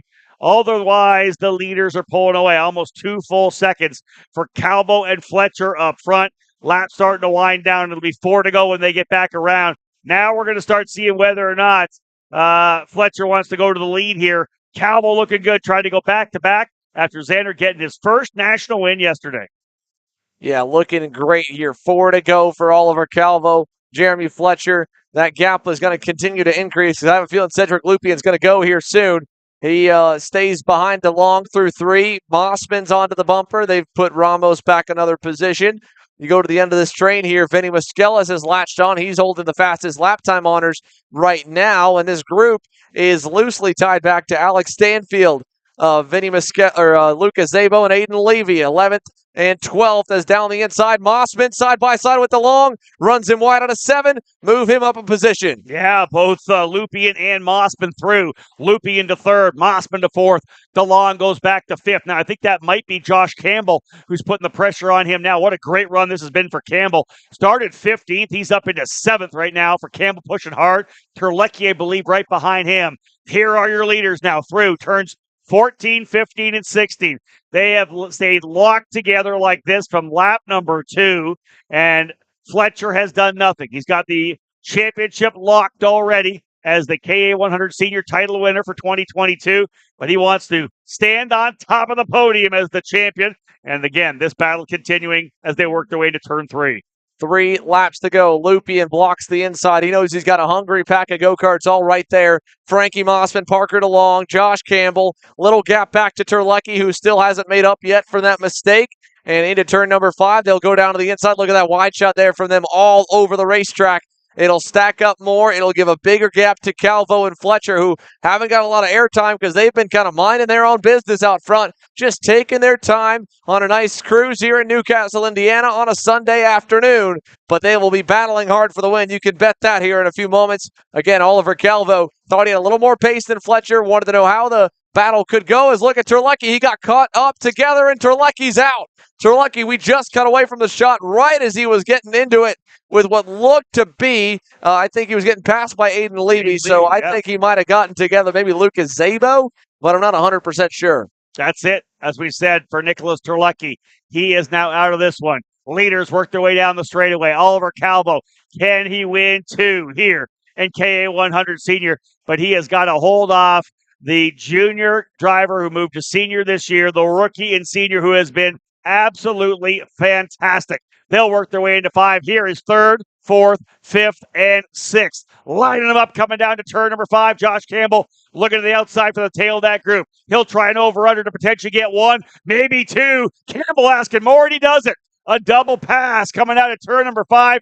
Move Campbell down to P4. Josh Campbell to 4th behind Frankie Mossman. Yeah, Lupien, 3 spots lost in that exchange all the way down outside the top 5 to the 6th position, nearly 7th as up in the middle of that group. There's Ramos. He'll get knocked a little bit wide as Aiden Levy's drive forward has him now up to the bumper of Vinny Maskelis, I believe. So Maskelis to 6th or 7th, Levy 7th or 8th, all the while up front. Calvo still hanging on, starting to block a little bit. White flag in the air. Can Oliver Calvo bring out the brooms and sweep the weekend here in Newcastle? They go on by. There's the battle for 3rd, the battle for the lead, headed down to turn 3. Here's the battle for P3 on the front straightaway as Calvo blocks the inside. And the biggest thing now is they have built enough of a gap not to have to worry about anybody closing in. This is a one-on-one, mano-a-mano battle. Oliver Calvo going to hold the inside. Coming to the outside for Fletcher. He'll try the over-under. Can't get him to the apex, but a good run out of the corner. Back to 7. Calvo going to cover down the bottom. Big outside run here, potentially. Can he make it stick? No. Drops a bit of a wheel. They'll come through turn number 8 right now. There is 2nd, or 3rd, 4th, and 5th as well. Down to the inside, little bump through turn number 9. Into the cell phone corner goes Calvo, and another driver way off the racetrack. That's DeLong. That's Parker DeLong. Has been sent off track. Tough one for Parker after a great drive. Here they come out of turn number 13. Little bump at the apex, and into the inside goes Fletcher. Is he going to win the championship in style? Calvo's going to try to throw it in there. He does. Bottom of the racetrack, side by side. Fletcher goes off track. Calvo coming back on. Fletcher will win through the grass. That one's going to get looked at in the review. Here comes the battle for 3rd, and it's going to be Frankie Mossman. Whoa! Dialing things up. for the final lap of KA 100 Senior. Fletcher with a little bump and run in turn number 13. Little tap to get to the inside of Calvo. Calvo throws it down the bottom in turn number 15, Xander. And Fletcher goes off on the grass and then stays on the grass to come back across the line. Bo Barfield's going to have to call this one because that's off track. That's bump and run. We had a lot of action in the final couple of corners. We had quite a bit. And again, the battle for third, we kept going back and forth to our camera guys. Were catching as much as they could. Parker DeLong, after getting knocked out the racetrack, crosses the line at 15th. I think that's one of the REM Cosmics. Or no, that's the AM EOS kart of Mick Gabriel's off on the side as well. Frankie Mossman, by the way, got onto the podium. He got third. Josh Campbell, 11 spots gained to fourth. Oliver Calvo, Jeremy Fletcher kind of taking their time on the cool-down lap. Mossman saying, hey, man, good job to both of you guys. Go ahead. And they'll ride the ski jump into the scale line. Lupien, P5, you know what? That's a consistent way to end a return to the national scene after a couple of years off, rounding off the top five. Let's take the opportunity to shout out to Parker DeLong, man. Great job running up there with the big dogs in this category and had a great run. Got shuffled off somewhere there on the final circuit. All we saw was the Tony Kart driver off in the grass, which was tough for him. Otherwise, at one point, he was third. A good run overall for Parker DeLong. Ends up with Fletcher getting that win over Calvo on the racetrack. Frankie Mossman ends up in third. Campbell and Lupien fourth and fifth. Vinny Maskelis up 4 spots for sixth. Aiden Levy up, down, ends up getting back to seventh. Connor Ferris up 13 positions to go to eighth ahead of Alex Stanfield, who comes up short in the championship battle. Lucas Zabo rounding out the top 10. And again, Fletcher already winning the championship early in the race when we had some attrition. He ends up getting that victory to go along with the title. Yeah, that's a heck of a way to sign off here on your rookie senior season in KA Senior. He's got the X30 Senior main event coming up later, but before that, Mini Swift is on deck. Kendall Hedge, what do you got for us here for an update? I got the chance to chat with Lucas Palacio, who is leading the Mini Swift field to the green, and he's just hoping he can keep it out in front and not have to worry about anybody else and get the win today. Thank you, Kendall. Here, Lucas Palacio looking for an easy-going race. He's obviously worked really well with Keelan Harvick. Caught him off guard in that pre-final and was able to get the checkered flag. We're going to go to commercial. We'll come back with Taylor Burris, who has a few happy drivers here at the end of this KA Senior Main.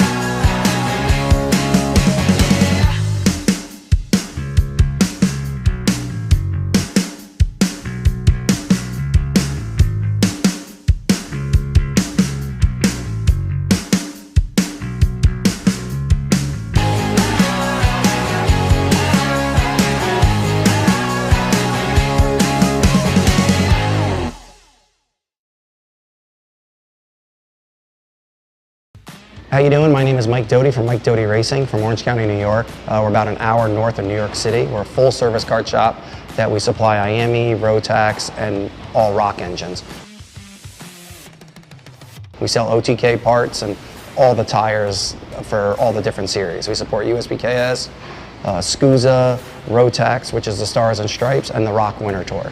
What we do is we try to get the drivers better by data, driver coaching, and setup. We have a lot of good drivers that come through our program. We have a lot of experience. I've been doing it for almost 35 years, and we just try to translate that to all our customers.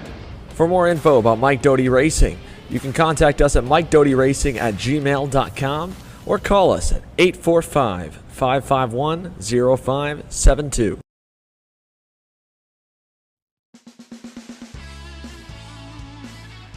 Welcome back here to Castle Motorsports Park. 3 main events have been checked off the box. 5 more still coming. Mini Swift presented by Parallel USA is on deck now.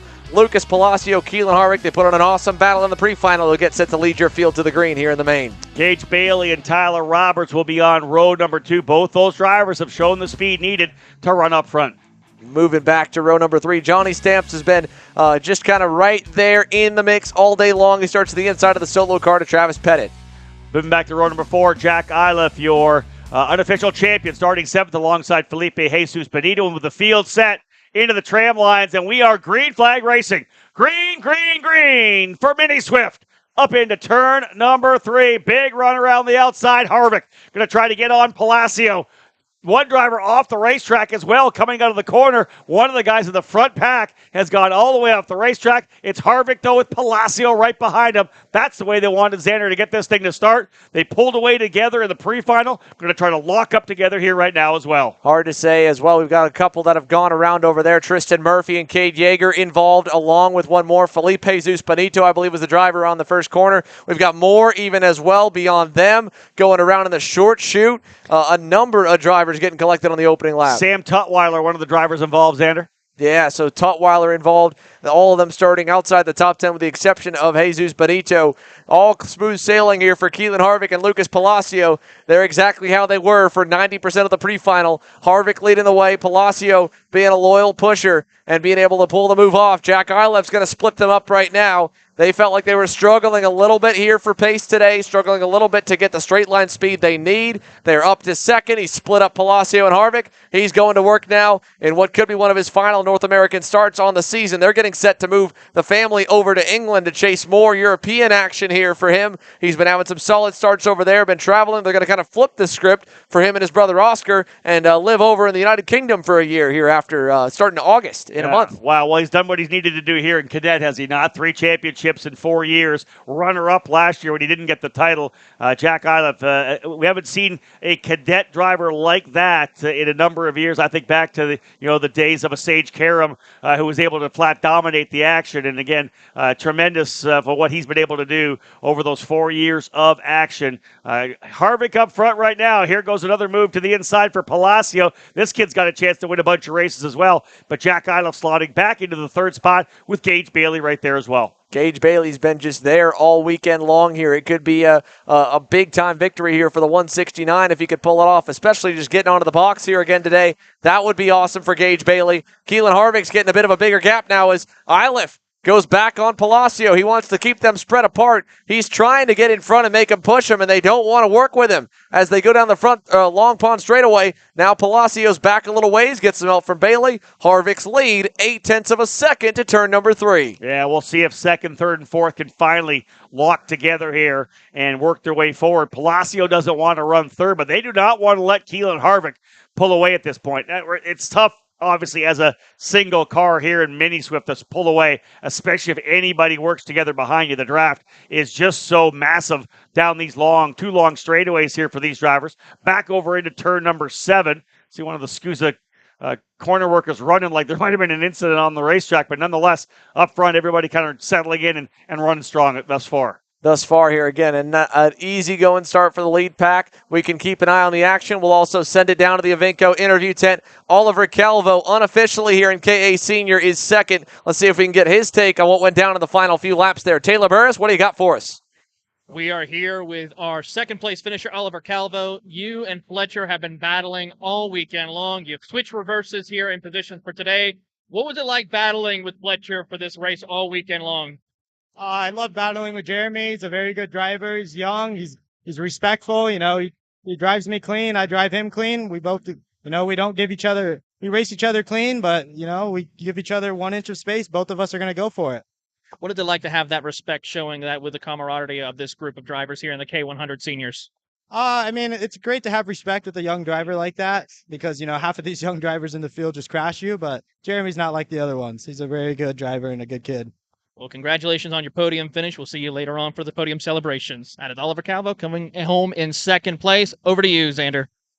Thank you, Taylor, there. And again, a very respectful Oliver Calvo after what was a gnarly final couple laps between himself and Jeremy Fletcher. He said, hey, he gives me an inch, I give him an inch. We both know the other guy's going to go for it when the checkered flag's on the line. Can't blame him for that, Rob. Well, that's exactly what happened in the last couple of corners, right? They were side by side, maybe a little contact in 13. The opening was there for Oliver. He threw it down the inside at turn number 15. Jeremy had to go to the grass to get back to the start-finish. A wild finish for sure in that particular category.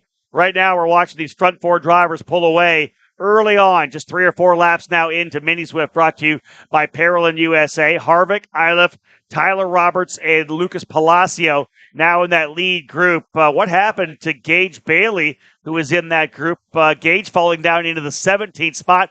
I didn't happen to see what happened to Gage, but falling tail or deep into the field right now. Yeah, not sure what happened to Gage Bailey there, but for Jack Iliff, at least he's locked onto the rear bumper of Keelan Harvick. I think it might have been maybe some contact with Lucas Palacio. He's dropped back to 4th. Bailey's way back there. Either way, we'll keep it focused on the leaders here. Parker DeLong, not the best ending to what was a very good weekend so far here in the senior classes. He's got one more race to go. Let's see if we can get his thoughts on what happened on the final lap. Taylor?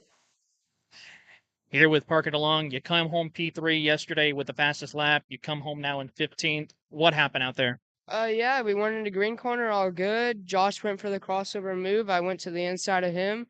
Don't really know what happened. I'm not sure if I got hooked on Josh or if Lupien ran over my rear a little. The thing just did not turn. Got in some grass and fell back some spots. It was just a tough break for you, but, overall, how did this weekend feel, though, with that 3rd place finish? I feel really good. Happy about that session. We were hauling, had good pace the whole time. Little sad about Stanfield. His engines quit on him, or we probably would have caught the leaders. Well, that is Parker DeLong. He'll come home P15. Xander, back to you. Thank you, Taylor. Again, Parker DeLong, at least, hey, just kind of hard racing. He's still happy about it. Still got obviously a good session, so that helps. Looking forward to later this afternoon. I made a statement. The bottom line is he came out here and got the job done, did a tremendous job, made the statement, able to put himself up front, running with the big dogs, was up there in a P3, 3rd yesterday. I thought he did a tremendous job overall, and I think that leads well to what would be, the remainder of the races that he'll do in 2022.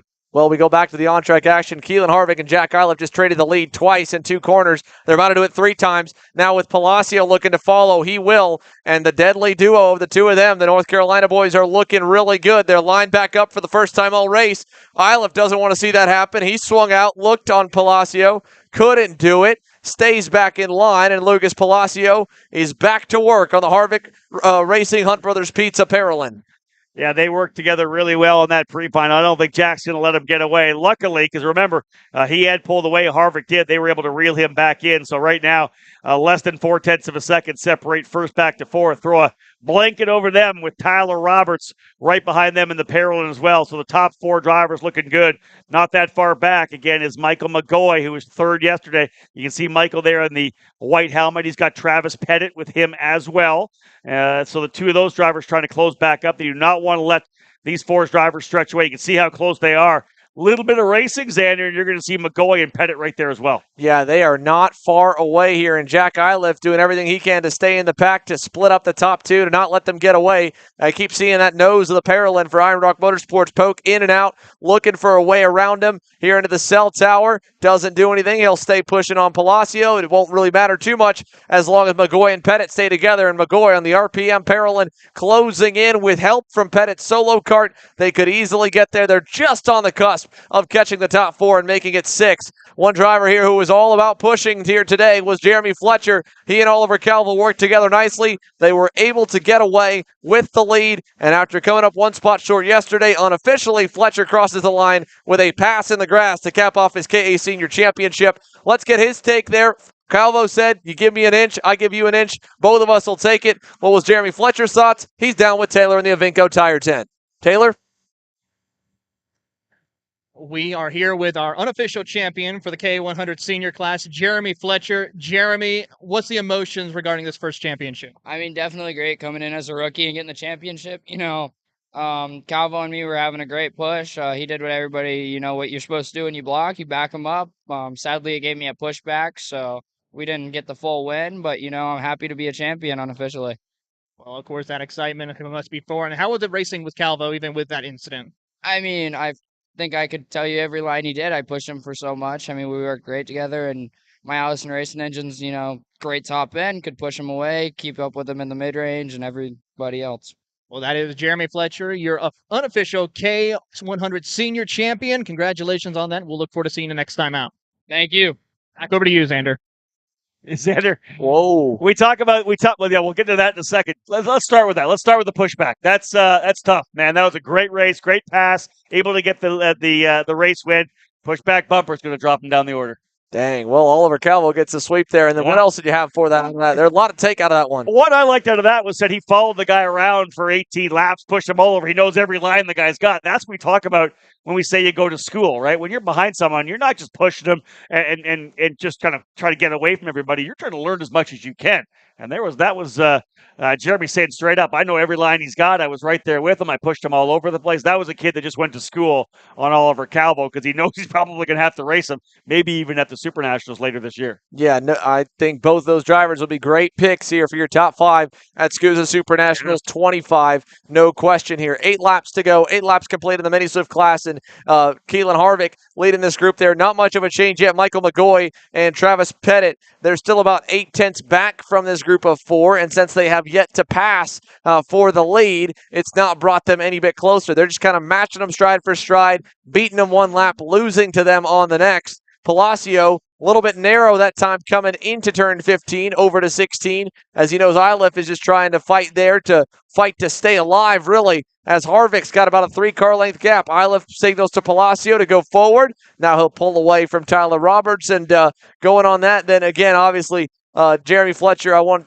kudos to him and respect to him as well for taking the pushback bumper penalty on the chin. He said, hey, Oliver did nothing wrong. He backed me up. He blocked the inside. He did what you're supposed to do.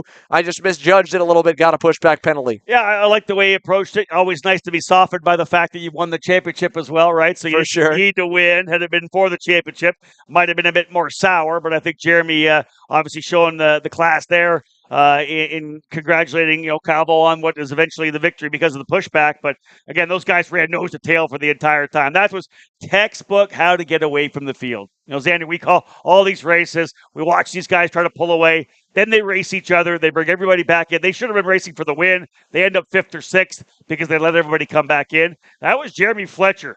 Just absolute poise, patience, push him away. We'll go to the final lap. And he ends up getting the win. Yeah, the pushback bumper happened, but he won on the racetrack, right? So to me, it's a tremendous drive. He did, and it was a slick move to get Oliver Calvo tripped up. Oliver was talking in this interview after the pre-final about how it's, at the end of the day, it's pretty easy to block here. You get on the bottom side, you back everybody up. You can defend pretty well on this racetrack. Not a lot of crossover opportunities. The one that there was the one, I think, where Jeremy got the penalty, and that was coming out of the horseshoe into turns 14, 15, and 16, where he got underneath him. It looked like you called it, Rob. He got into the back of him. It wasn't like he necessarily moved him up majorly. He might have moved him a little bit, but that, I think, was the contact for the pushback bumper penalty. So obviously he wasn't trying to do that. If you're trying it, you got it controlled, right? You're just kind of giving that little bit of a bump to do the bump and run, which I like. I don't think the bump and run's a bad thing. If you're blocking, especially on this track, you got to expect the bump and run to come when you're blocking. But if he gets in there and he got a little too deep, like you said, maybe misjudged it a little bit, and it activates that bumper, that's obviously the issue.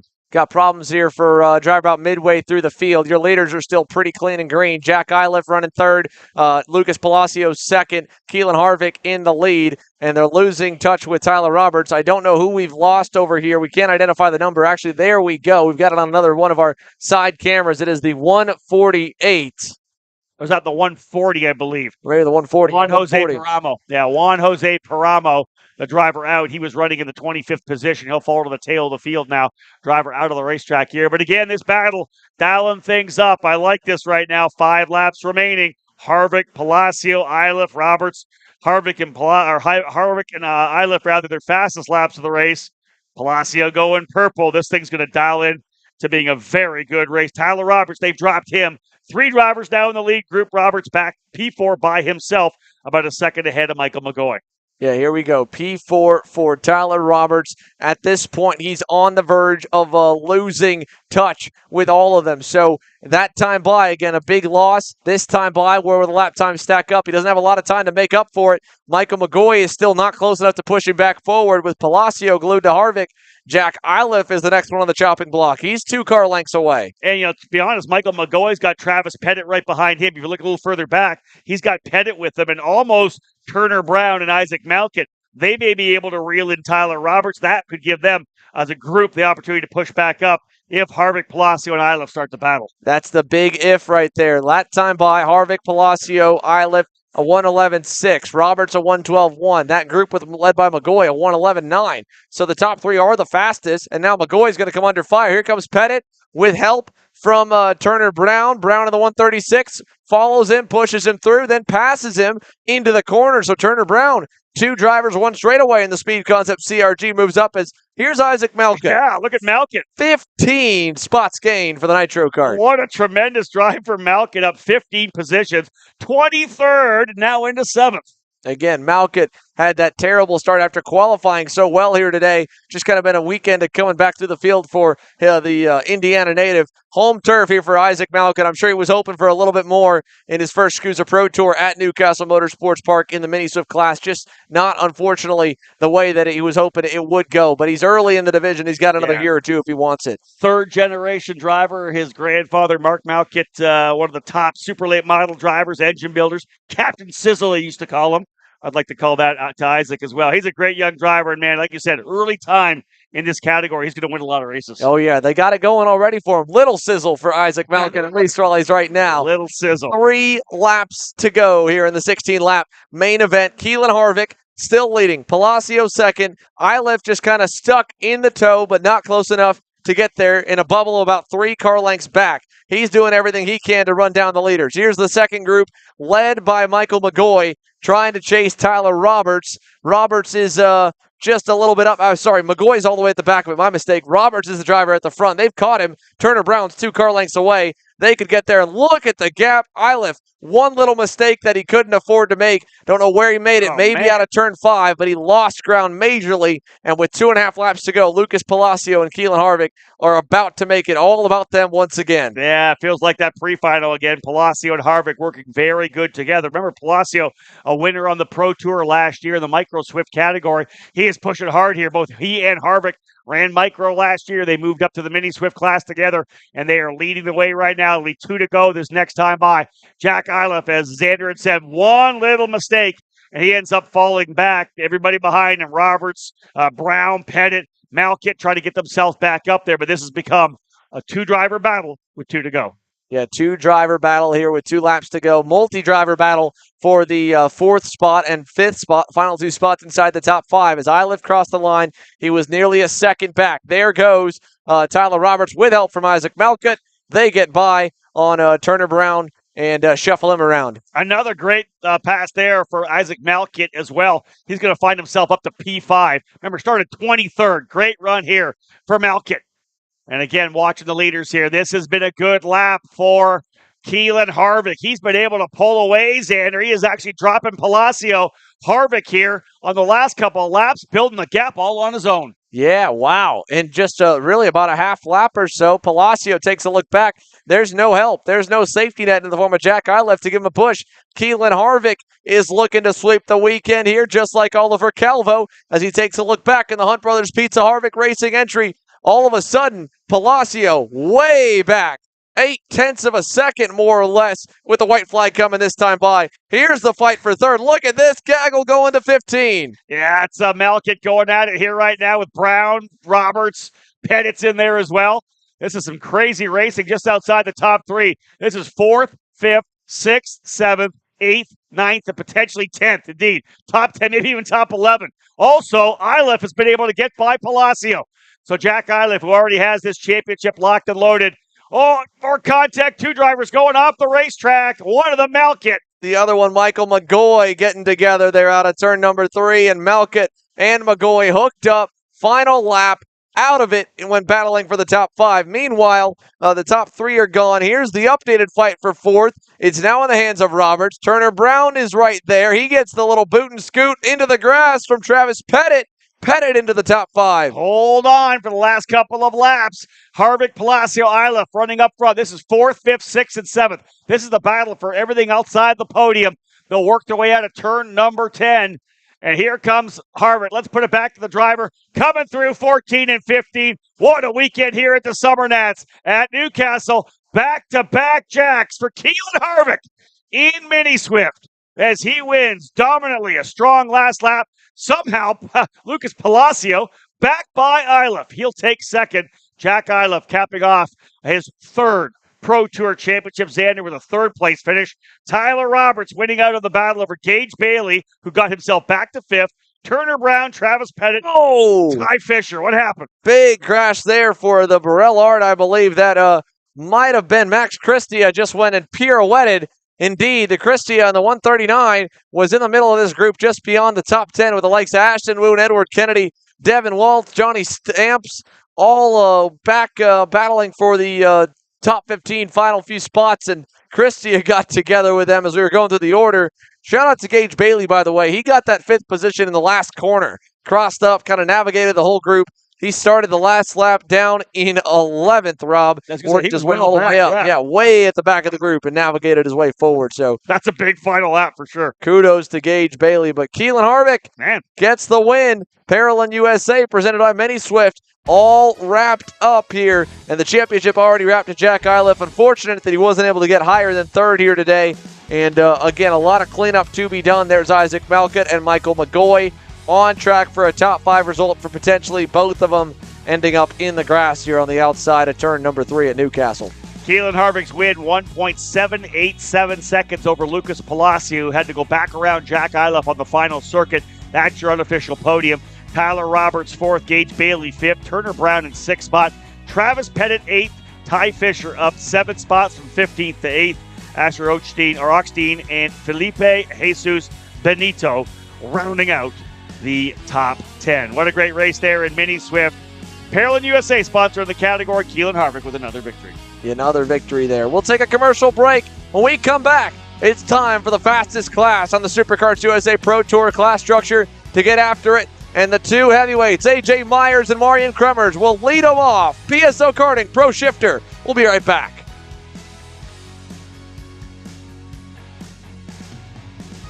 As the Western importer of the Praga and Formula K chassis brands, Leading Edge Motorsports is a high-performance kart shop and race team with a simple mission: teach others the joy of high-performance driving, supply our customers with the highest quality products and services, and most of all, win races. With our remarkable racing inventory, expert services, and top-ranked national-level team to back it up, we'll help to get your new kart racing package up and running fast. From arrive and drive service to kart preparation and driver coaching, to the parts you need to get you back on the racetrack, Leading Edge Motorsports is the industry answer. Hannah Greenemeyer is going to score the final win of the U.S. Pro Kart Series. Hayden Jones is a national race winner. Nate Cicero wins. 4-time champion Ryan Norberg winning Super Nationals 24. Winner, winner, winner. Are you ready to join one of North America's winningest driver development programs? Rollison Performance Group offers fully customizable packages that are meant to take your game to the next level. For more information, head to rollisonperformancegroup.com. USA, a top-level performance team with unmatched hospitality, offering a full-service driver development program with year-round testing available in Miami, Florida, and the official North America racing team of Parallel Racing Chassis. Chassis and parts available at ParallelinUSA.com. If you're looking for top-grade equipment, look no further than Rev Performance Materials, engine mounts, sprockets, and arcade chains.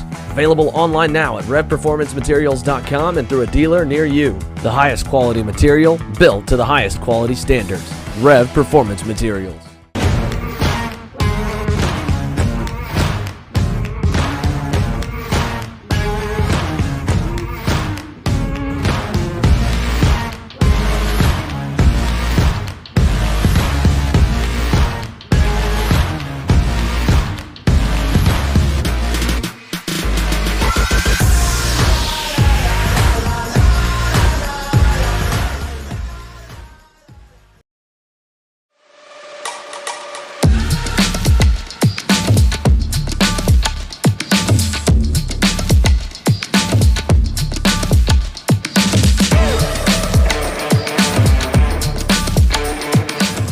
I'm Billy Vince. Welcome back to Newcastle Motorsports Park as we are all wrapped up with the Mini Swift division presented by Parallel USA. Jack Iliff with the championship, but Keelan Harvick with a weekend sweep here. He is down in the Avinco Tire tent, getting set for an interview here with Taylor Burris. Let's send it on down to Taylor here to talk to our double winner in Mini Swift and how he was able to pull it off, and especially how he got that gap with a couple laps to go. Taylor? Here we are with Keelan Harvick, who sweeps the weekend. Get out the broom. What is it like? What is it with you with the Newcastle Park here that makes it so unique for you to come home with both wins? Oh yeah, it was very difficult because it's not easy. You can't just pull away, but me and Lucas worked together the whole weekend, and that seemed to pay off. It certainly has. Well, congratulations on your both wins here this weekend at Newcastle, and of course, looking forward to seeing what you can do the rest of the year. Thank you. It is Keelan Harvick coming home, sweeping the weekend in this class. Over to you, Xander. Thank you, Taylor. Again, Keelan Harvick, a big-time sweep on that one. Jack Iliff gets the championship and a third-place result. Lucas Palacio ends up in second after working together all weekend long. You won't see that kind of tag team play here this weekend in Pro Shifter outside of maybe some perfectly timed dive bombs or defending. It'll be a little bit different if we see any of it, and, well, it's a split of the teams inside the top 5 as we go through the starting lineup here for PSL Karting Pro Shifter. A.J. Myers, after yesterday missing a little bit, we talked to him after the pre-final. He told our Kendall Hedge he thought that maybe it was just a bad set of tires for the Magic Group because they came back today after having good pace Friday, bad pace yesterday, good pace back here on Sunday. He rolls off on the inside of row number 1 alongside the man who's clinched the championship, Marian Kremers. Row 1, Magic on the inside, Barella on the outside. Row 2, Barella on the inside, Magic on the outside. Put Hunter Pickett, the Californian, P3. Andrew Pedozzo on the outside, the reigning king of the streets. And a quick little footnote there. Yesterday was Hunter Pickett's wife's birthday. I'm sure she would be liking a little bit of a top step trophy to maybe bring on home. Either way, we go back to row 3, find the third PSO Karting Barrel Art inside the first 3 rows. Jake French from P10 to P5. He gets set to roll off here alongside the factory Musgrave Racing Company factory cart of Billy Musgrave. Black and yellow track magic of Kyle Wick starting on the inside of row number 4. It'll be P7 starting spot for the driver at Auburn, Washington. Alongside him, another one of the Magic drivers, Talon Yokel, in the number 224. Making another Magic one inside the top 10. Jordan Musser will start in the 9th spot alongside the number 204 of Annie Rule to make up row number 5. Ayrton Hernandez and Josh Conker on row 6. Gabriel Cower and Kyle Kennedy on row 7. Jonathan Vitolo's GFC number 234 will start off to the inside of row number 8 alongside Philip Niemkowicz in the PSL Karting Performance Kart Works Burl Art. And then around your top 20, it'll be almost rounded off, Michael Costello aboard the Team Bennett Burrell Art, starting 17th. Victor Jimenez aboard the RPG Tony Kart in 18th. And here's the rest of the field. Charlie Steins, Danny Formal back in 20th. He and Jacob Gulick bury tail of the field, as is Hannah Greenmeyer. This is going to be a wild one to watch. We didn't see David Greco in the pre-final. Not sure whether he'll show here for the main, but we have got 3 absolute big guns starting in the field. Indeed, Greco is rolling in the 214. So Formal, Gulick, Greco, and Greenmeyer, all top 10 runners at the tail of the field, Xander. Yep, and here we go. They're lined. We're ready. Has everyone got it going? No stalls. Looks like the visors are down. We go to the flagman. And here we go. Pro Shifter away. And A.J. Myers with a nice hole shot down to turn number 3 on the first lap. Marian Kremers around the outside will hang on to second. Pajoso to third. Great start for Kyle Wick. He's into P5 as Hunter Pickett goes to 4th. And Myers quickly to the bottom side. They are 2 abreast. Magic on the bottom side. Burrell on the outside through turn 5. First 2 tests. The whole shot, turn 3, then turn 5. And here comes Pajoso. Oh, he comes to the inside. Magic 1-2. And he throws it down to the bottom. And that moves Kremers to the outside, off track. Kremers falling down deeper in that top 10. What did I say right before we went, Rob? Ain't going to be teamwork in terms of drafting, but you'll see a perfectly timed dive bomb. That was a perfectly timed dive bomb by Mr. Magic Kart. Owner Andrew Pajoso saying, you know what? I want my go-kart winning this race. Doesn't matter if it's me or AJ. It ain't going to be a red go-kart, Marian. Sorry about that. Yeah, threw it down to the inside. That's shaking things up a little bit. Look at Kyle Wick jumping up to P4 as well. Wick into the 4th position right behind Hunter Pickett. It was Pickett and Wick battling out in California, the Challenge of the Americas. They now nose to tail here at the Summer Nats at Newcastle. Wick looking to the inside. The track magic to the bottom. Attack between the 2 drivers. Wick actually got into the back of, I believe, Pajoso. I don't know that was Hunter Pickett's fault. He was on the outside. They tried to pinch down. Wick is livid right now in turn number 3. The contact coming in. That car started to rotate immediately, got caught up. Maybe Pickett was pinching down. Nonetheless, damage done. They both fall to the tail of the field. And what a shakeup. Talon Yokel is up to 3rd. That is David Greco's go-kart in the 214. Look how mangled that thing is. That is from earlier on the first lap. He didn't even make it around. Got together with another driver, I believe Jonathan Vitolo or Ayrton Hernandez. So David Greco didn't even, no, he's across. This was this lap. The 214, that Borellard is destroyed. If not, that's Michael Costello. We'll wait to see them come back around. Costello should be on the Bennick, right? Or on the... No, that is Costello. It's a full Burrell livery with the Bennick Copy suit. that. There it is. There we go. Was that actually him off? Wow, that's tough for a rookie driver, too. He had a pretty good run yesterday. Hate to see him go out early like that. Wow. So anyway, here's the update. Jake French has gotten by Talon Yockel. Here comes Marian Kremers as French blocks a little bit. Kremers now going to go on Yockel.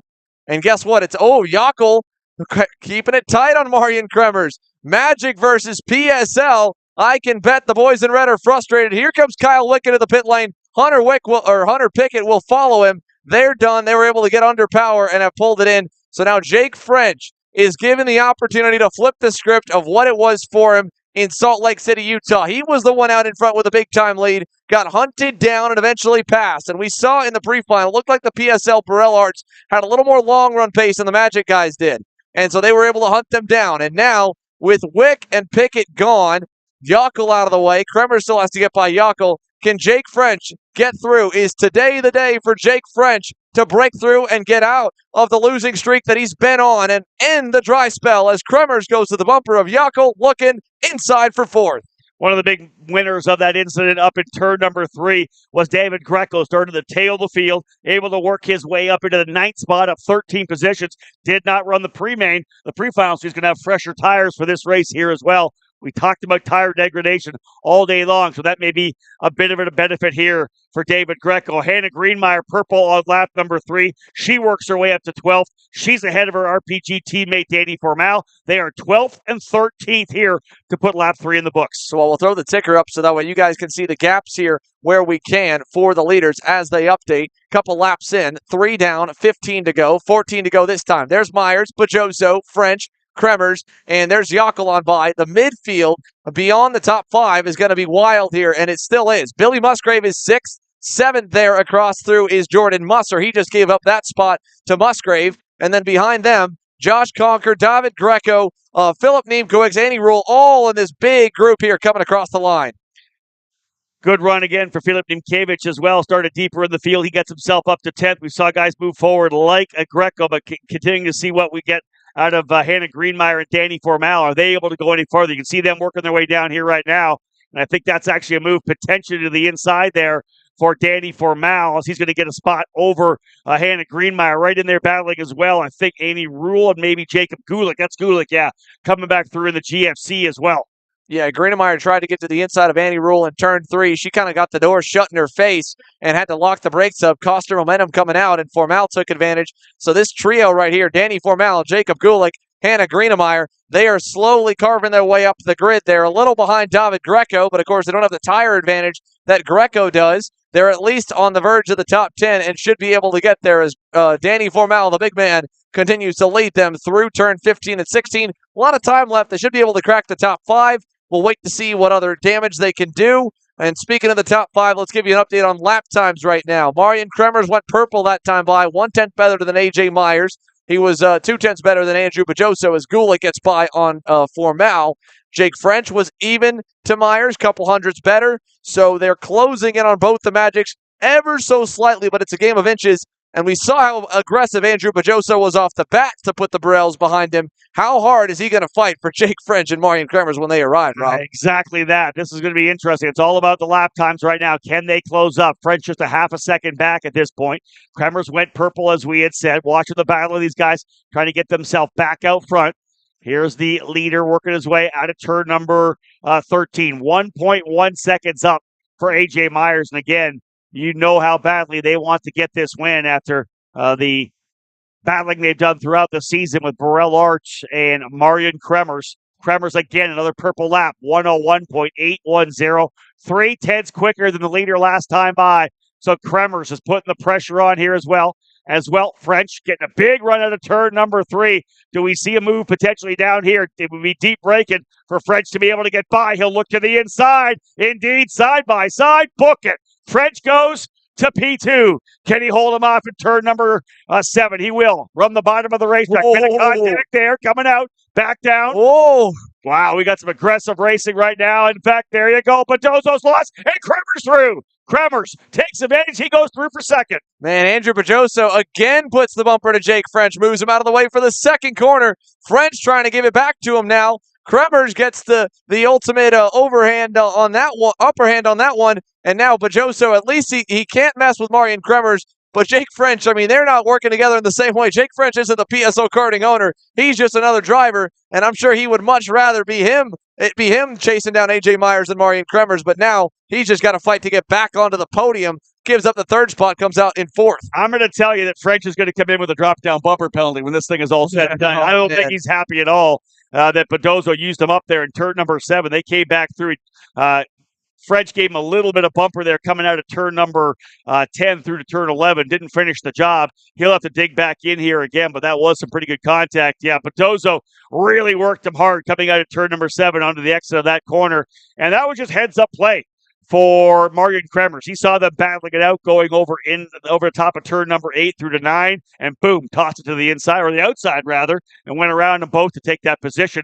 He's got the fastest laps. He's 2.5 back. There's 11 laps to go right now. Kremers does have the potential to reel in AJ Myers. Again, he's got to be pretty much 0.2 a lap quicker just about every lap. Myers hit his personal best last time by. Let's see what Kremers can do with no traffic here on lap number 8. Myers a 101.8. Kremers a 101.99. That's not what he needs there. AJ Myers found speed, but Danny Formal is out. Formal with a problem. Yeah, Danny Formal took the escape right out of turn number 13. Call it done for Formal as he'll go to the tail of the field right now. Tough one for Danny. Has not been a great weekend. And on top of that, Jacob Gulick has also pulled off on the front straightaway. So both Formal and Gulick are gone. They were carving up through the field along with Hannah Greenemeyer. And now both drivers that were up about 10 spots are out of this one. So Hannah Greenemeyer still keeping the charge going in 12th.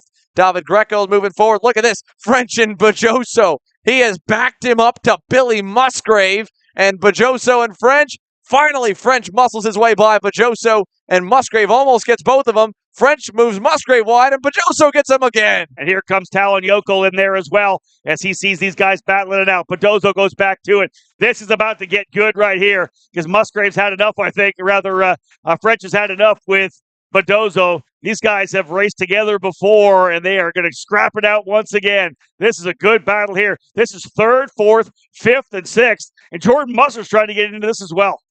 Yeah, you could say master of defense here for Andrew Pedozzo, team player, whatever it is. Jake French, that time, slide job, gets through. Musgrave muscles his way. Here comes the cavalry. Now it's Talon Yockel next up, so I don't think you'll see a lot of aggression to Pedozzo, but Jake French goes on defense mode from Musgrave because he's been backed up so much. The factory car driver is now on his tail. French threw it to the inside at turn number 3 to get the spot, and when Pedozzo tried to think about the over-under, Musgrave threw the factory car down to the inside, really filled that gap and kind of gave him the slide side job there, and that held back Pedozzo. So that puts Musgrave up into the 4th spot now, moving Pedozzo back to 5th. But Jake French now making it 2 PSL Karting Burrell Arts inside the top 3. Now here's what is probably going to frustrate David Greco is if Andrew Pedozzo lets his teammate Talon Yockel go with no problem and then sees another red go-kart, a non-blue, white, and yellow, and gives them some more trouble. He's already off the podium. He's back to the 5th position. How much more does Pedozzo want to fight here? He's still got 9 laps left in this thing to try and hang on. And he's already done everything that really he can do to give AJ Myers a clean run to the checkered flag because he's just kind of been stabilizing with Marian Kremers. Not even sure if Kremers would have gotten there had it not been for Pedozzo, but without a question now, Pedozzo added a second to Kremers' margin up to AJ Myers. We got another driver here off in the scale line. I don't know who it is. It's one of the other Burrell Arts. Might be Jordan Musser. We saw Musser running potentially there in the 7th position behind Talon Yokel. That's that's not Musser. Not sure who that is who's gone off the racetrack here as well. Gabriel Cower, maybe. Yeah, Gabriel Cower. That I can recognize the helmet there off the side. So Musser's still there. You can see him in the view behind Talon Yockel. Gabriel Cower is the one that has pulled off in his pro shifter debut here this weekend with PSL Karting. You know what? Strong run here for Jordan Musser. Did not have a good day yesterday. Felt good on Friday, but did not have a good day yesterday. Here's a guy that's won a ton of Master Shifter Championships here in the SKUSA Pro Tour. He's running Pro Shifter because his plan is to go over to run in the CIK FIA KZ Masters Super Cup this year, the national championship. They started, the World Championship that they started for drivers in Masters category, KZ Racing. Wants to run with the fast guys. The only way to dial things in, he says, run the Pro Shifter category. So when he gets over there, he's ready to battle the best in the world. And again, he's battling the best that North America's got right now. Some of the best in the world are already here. If you count Marion Kremers, AJ Myers has been over to the KZ World Championships. Austin Garrison has as well, though he's not behind the wheel of a shifter here this weekend. Jake French, I think, has made a few starts over there. He's done, I know, the 24-hour Le Mans karting race. I can't remember if he's had a KZ start over in Europe or not. I don't know. Yeah, but either way, world-class talent. They go up against the best in the world every year at Supernats and Pro Shifter and hold their own. So Jake French, Billy Musgrave talk Supernats. Well, you can't talk Supernats without Mr. 4-time Supernats, and he's right now battling to get himself his first Pro Tour podium of the season. Like you said, Rob, it's been a little bit of figuring out the KZ. It's obviously been a little bit, I think, as well for him figuring out the factory kart, making adjustments. But his adjustments, you can see how quickly the progress comes. He's able to build his own go-kart. I was joking with him and Jake French on the grid back at a winter race earlier this year about how Billy Musgrave, if he doesn't like it, he just kind of goes home, breaks out the welder. Jake French doesn't like the tubes he's on. He's got to make a few phone calls. He's got to get it shipped over from Italy. Then he's got to test, see if they did it right, then try again. It's a much longer process to get that chassis developed, whereas Billy Musgrave just, all right, I want to do this. And he does it. Awesome to see the American steel out there, right? We've seen a lot of American-made chassis over the years. You don't see a lot here, of course, on the Pro Tour. You go back to the Pro Moto Tour days of Superkarts USA in the late 90s, early 2000s, and you had the CTS, the Track Magic. You had drivers on the EMIC as well. There was a number of different American manufacturers that were part of the program back in the day of the Superkarts USA Pro Tour. So to have Billy Musgrave and the factory kart here this weekend, running as we have for the last couple of years, really cool story, of course, with the Musgraves putting that American steel on track. Yeah, really, really cool to see. And again, cool to see him with the pace that he's got. I mean, he's right there, 101.97, within a tenth of the best lap overall. Just about a tenth off of AJ Myers and Marion Kremers, so he's close. This is good signs here for Billy Musgrave fans back home that he will be a threat to try and make it 5 Supernats victories when we go there to the Rio in November. 4.5 laps to go. There was Marion Kremers going by. Here's a look further back down the field. We've talked about Hannah Greenemeyer a lot. She's gotten into the top 10 now, 13 spots up, working on a fellow girl power driver, Annie Rule. So they're going at it for 9th behind Jordan Musser. He's faded to the 8th position as Josh Conker was able to slip by a couple of laps ago. Yeah, great job here for Josh Conker. Actually jumping to a different chassis here today on an Energy, I believe, to start the weekend. Looks to me like he's on a GFC here. I talked to his dad earlier. They struggled a bit with the engine and just didn't have what they thought it took. They expected to have more pace. He's doing a great job right now running in the 7th position. The Canadian Josh Conker into 7th and tried to see if he can't reel in Talon Yokel. He's about 0.8 of a second back, although Yokel laying his best lap down last time by a 102.1, better than everybody but AJ Myers on the last lap, Talon Yokel. Yeah, Talon Yokel able to really turn the heat up here late, had a little bit of tire left. AJ Myers obviously has managed this gap wonderfully, but he's been super consistent with his pace. It's not like he's backed it off in any way. He's been on it all session long. That lap of a 101.9, that's only a tenth of a second off his best as a whole. We saw a much different story yesterday with Marion Kremers.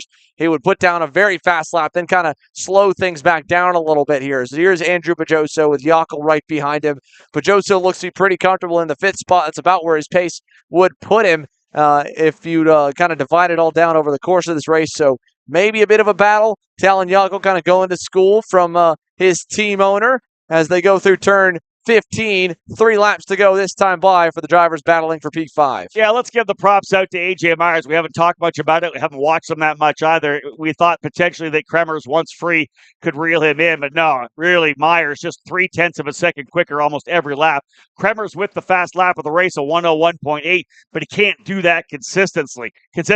Myers just knocking out back, just 101.9s, and that's what's been able to put him up. Look at this fight here now, though. Now we've got some drivers ready to scrap things out. This is Conker, Musser, Greenmeyer, Rule, all in the middle of this fight here, coming through turn number 7. And put Nemkovic right in the mix of it as well. Musser tried to go by on Conker, overshot it, lost 2 more spots as Greenmeyer and Rule got by. And now Greenmeyer had a look on Conker and kind of pulled back a little bit. She was afraid to go too deep into turn number 5 as look at Musser getting his elbows out, giving Andy Rule the business through the horseshoe, and now Conker able to follow as well. Rule drops outside the top 10. We said that Philip Niemkiewicz in there as well, the driver to Colorado. He's in 11th position.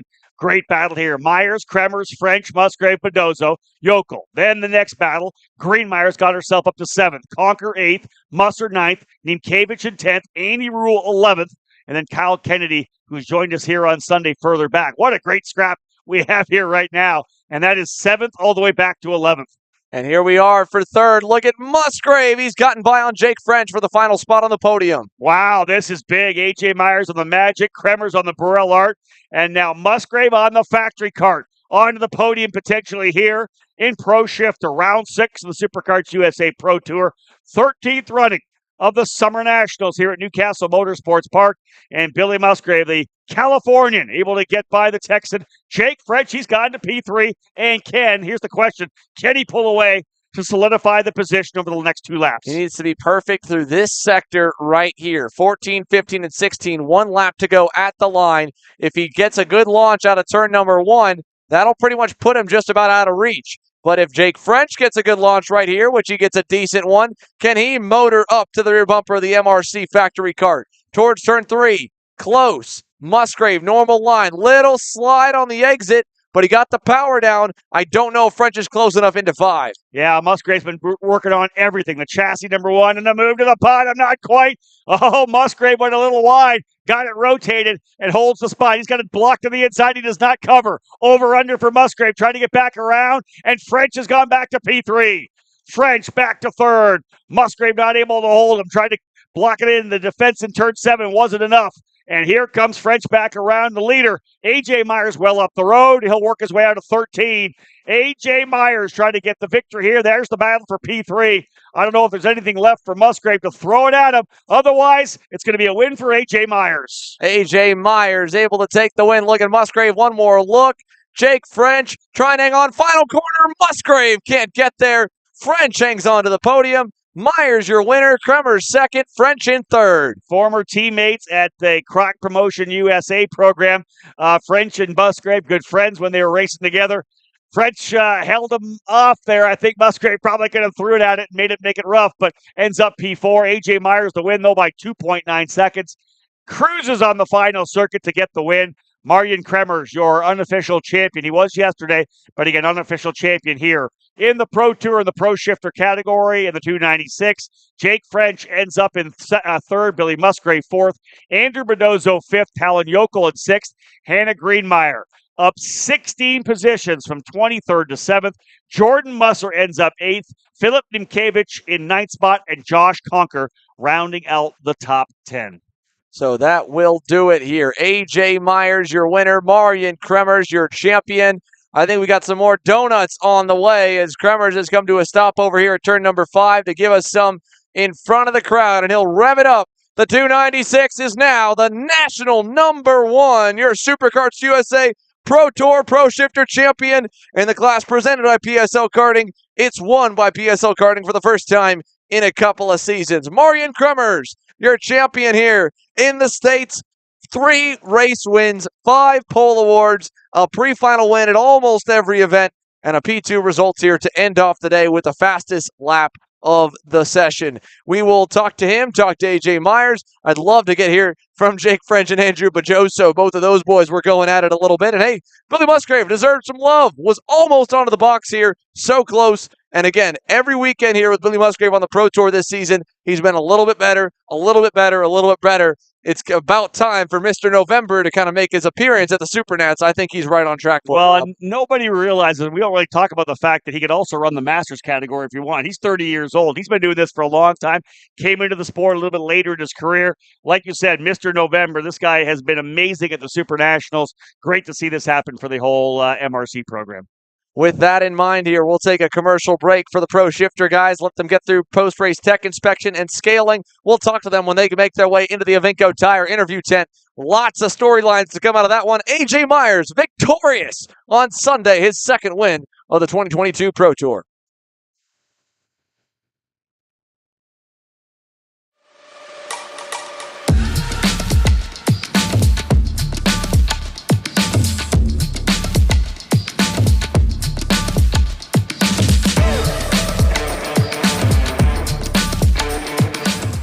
Parallel USA, a top-level performance team with unmatched hospitality, offering a full-service driver development program with year-round testing available in Miami, Florida, and the official North America racing team of Parallel Racing Chassis.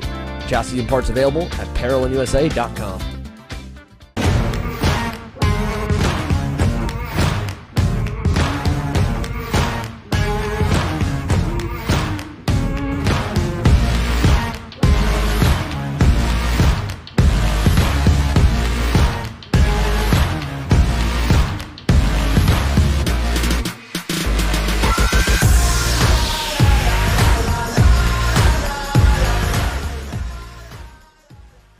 I'm Billy Vincent, owner of MPG Motorsports.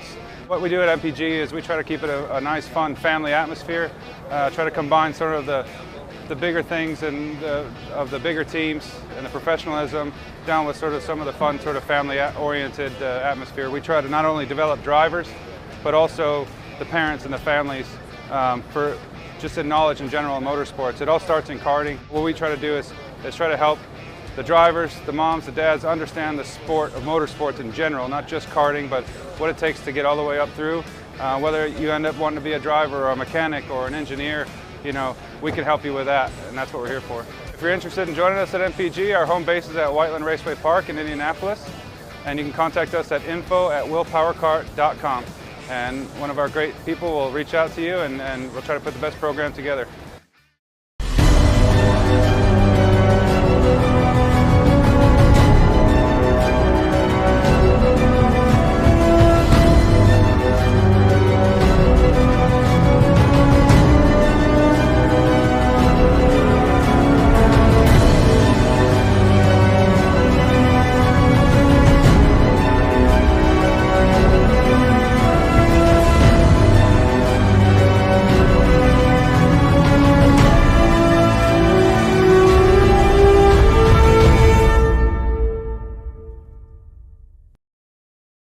Odenthal Racing Products, your #1 producer in engine mounts since 1990. Comes in 4 different styles, can be used on any karting platform. See our products online. Go to odenthalracing.com.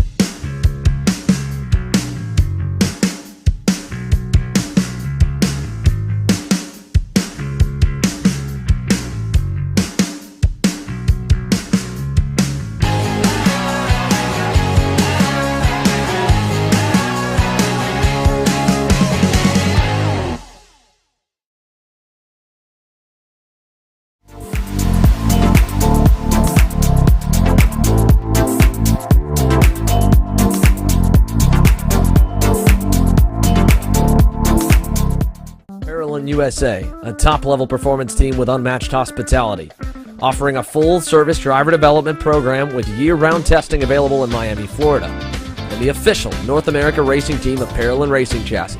Chassis and parts available at ParalleLUSA.com. If you're looking for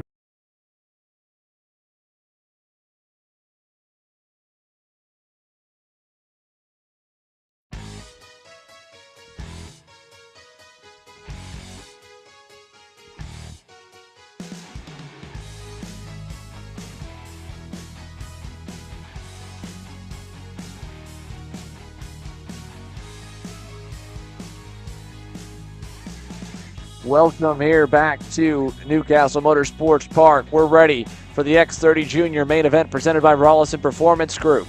Caleb Gaffera, Sebastian Weldon, they've been the class of the field in both days of action so far this weekend. They are set for battle here. In this championship, it's going to come down to the wire here. Caleb Gaffera, Aiden Ingrata, and company are all in contention, and we'll see them come into the starting lanes. Ingrata on the inside of row 2, Jesus Vasquez Jr. to the outside. Final time this year for X30 Junior. Lining them up, Gaffera, Weldon, Ingrata, Vasquez with already a championship to his name. Green, green, green, and out of turn number 2, we are going racing. Around the outside comes Weldon. A good place to start on the outside if you get a good run. One driver off the racetrack a little bit further back, but it's Weldon grabbing the lead away from Gaffera. Also Ingrata going to move to the inside of Gaffera into turn number 5, so move Ingrata up into the second spot. Pole sitter Gaffera slotting back into third. Make that fourth. That is Vasquez. And he's going to collect, I think, Max Garcia. Man, Jesus Vasquez Jr., Max Garcia out. Garcia stuck. Lots of contenders already out here early. So what happened there? You saw it, right? There's Vasquez trying to roll a bunch of speed to the inside of Gaffera. Gaffera checked up, and the car just started to rotate on the colder tires on Vasquez. Couldn't hold it. Around it went, and literally nowhere to go for Max Garcia, and he is out of this race. So Max Garcia gone. Vasquez Jr. to the tail. That's going to change up your lead group. We'll give you the updated order here. Weldon rolling the top side on the start. Gets the lead. Aiden Ingrata second. Gaffera third. Steven Eisert's up to fourth. 13 spots gained for Max Taylor. 18th to 5th. What a fantastic start. He'll make it 14 spots gained as he goes by Eisert. Move Max Taylor to P4. Yeah, that's a big gain on the opening circuit. Able to use the chaos early to the advantage. He'll slot himself into the position. That's P4 now. It's Taylor, Eisert, and Emma Kate Scarborough running together right there for 4th, 5th, and 6th. The leaders, though, settling in now. Getting themselves, this is a shot deeper in the pack, further through. The leaders you can see checking out around the corner. In fact, a big start already for Sebastian Weldon. He's got almost a full second, I think, on Aiden Ingrata and Caleb Gaffera. And this is it. These are the two drivers in the championship fight right now, Ingrata and Gaffera. They're going to try to pull away from that next group led by Max Taylor. Yeah, they're going to do everything they can here to try and stay together, which, again, that would be what Gaffera wants to do because, again, he's got the little bit of points advantage. Ingrata would want to get up to Weldon and keep Gaffera in third or bring more guys into it because Ingrata's got points he's got to make up on. He obviously didn't get all the points he wanted in the pre-final. Now Gaffera going by him, turn 3, so maybe Gaffera doesn't think Ingrata's fast enough to catch Weldon. He wants to work with Weldon. That's it, man. You got to go for race wins here. We got to pull away the fastest you possibly can get. Ingrata looking to the inside, so yeah, he's not so worried about working with Gaffera either. That's a bit of a surprise. I thought that maybe they would try to pull together here right now, and I think Gaffera will say, listen, Aiden's not doing this. I just got to hang with him. The other thing about when you're in a championship battle like this, you obviously Ingrata doesn't want to be in the third spot. Gaffera doesn't want to be behind Ingrata because all it takes is a little bit of an issue and you get that pushback bumper, right? Somebody has an issue, slows up a bit. That's the one thing you don't want to have when you're super close, especially battling for a championship right now. They both run second and third. Gaffera, a good look over his shoulder, sees a big gap right now back to Max Taylor. That's the one thing that would save him if either one did get a pushback penalty because that gap is opening up tremendously right now for X30 Junior. Sebastian Weldon, 7.5 tenths up on Aiden Ingrata. Right now, they've got their own a gap about 2.5 seconds back to Max Taylor, and it was even last time by. Taylor, 107.26. Ingrata and Gaffera, 107 2s and 3s as well. As Gaffera pushes Ingrata down the long straightaway, I think he's realized Ingrata is dead set on refusing to follow Caleb Gaffera, knowing he's got to keep him behind him and try to make up spots on his own. I think he may have also been afraid if Gaffera got ahead and he tried to push Gaffera, Gaffera could pull away. That's what I'm saying. Not the worst idea. Might as well keep the guy behind you as much as you possibly can. Keep trying to reel in the leader, but the last thing, like you said, you don't want him to be able to get in front, maybe get the draft and drop you. Right now, Ingrata's doing whatever he can, and wisely so, to be able to keep him at bay. And again, David Cole giving us live updates here. We were calculating the points coming in before the drops. Ingrata, 12 points up coming into the day. Then Caleb Gaffera gets about a 20, 30-point swing kind of back his direction in the pre-final. As it all balances out right now, you would think the way it looks should be about heads-up racing, so especially at this part of the pack near the front where the points deficits per position are massive. Yeah, right now, as they run on the racetrack right now, I've been told, no, as they run on the racetrack, I think Ingrata would have it. This will be a heads-up race. Whoever beats the other driver on the racetrack is going to win the championship. I don't know that anybody in third could even run. So, again, that's the battle right now. As Caleb Gaffera has worked his way into second spot. As he runs, he'll be up right now. So, again, David Cole giving us the update. We'll wait things as they set up here. But, yeah, seems like a heads-up race for the title. Yeah, just about there. Again, if I think they go second and third, that's where it could get a little tricky. But there's a 20-point swing from the win to first, 30 points first to third. 30 first to third would for sure do it. First to second, hard to tell. Either way, Ingrata, like we talked about, not giving Gaffera the chance. As soon as they got to Weldon, Gaffera went by. First chance Ingrata back had on Gaffera, he went back by him. 13 to go this time by, and we've got just a handful of laps complete. Long race coming ahead of us. And don't count out Max Taylor. He did go a tenth of a second better than Sebastian Weldon last time by. Again, he had the wreck in the pre-final. That time by gave up 2/10 back, but 3.5 back from the lead. Could gain a little bit, maybe, if they fight.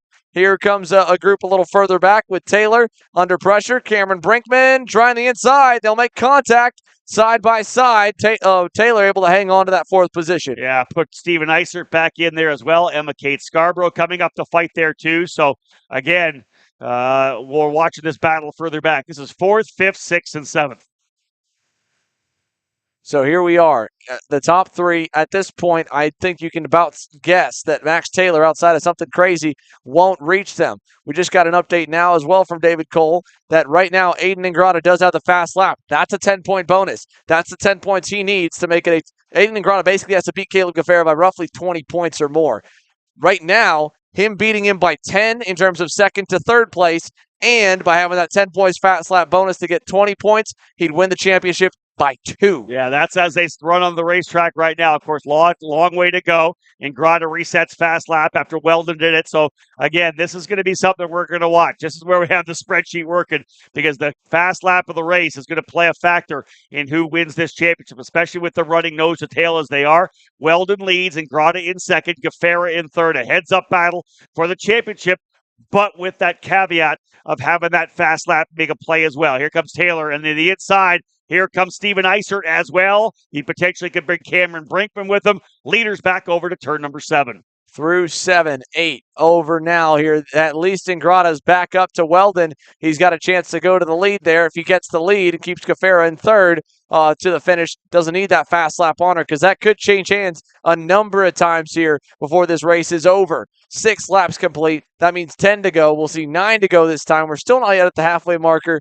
We are pulling away here for this group of 3 from Max Taylor and Cameron Brinkman and Steven Eisert, but that was due in part because of all the passing they were doing. If this group starts to pass, if we get into kind of an ego check fest between Ingrata and Gaffera, anything could happen there to bring more drivers in. Yeah, front 3 drivers, though, nose to tail to put lap number 7 in the books. 11 laps still to come. Long way to go in this race. Still 2 more main events to come here on Championship Sunday. Master Shifter and X30 Senior. Both those categories, the championships already locked and loaded, so we will not talk about championships or the title runs in either of these categories. This is the final one to get decided here in X30 Junior. We'll see how that plays out over the next 10 or 11 minutes. But right now, again, this is the, 6th race of the day. 2 more to come in Master Shifter and X30 Senior. Lots of racing still, though, here at X30 Junior. Front 3, nose to tail, and there goes Ingrata to the inside. Book it. Ingrata goes to the lead in turn number 10.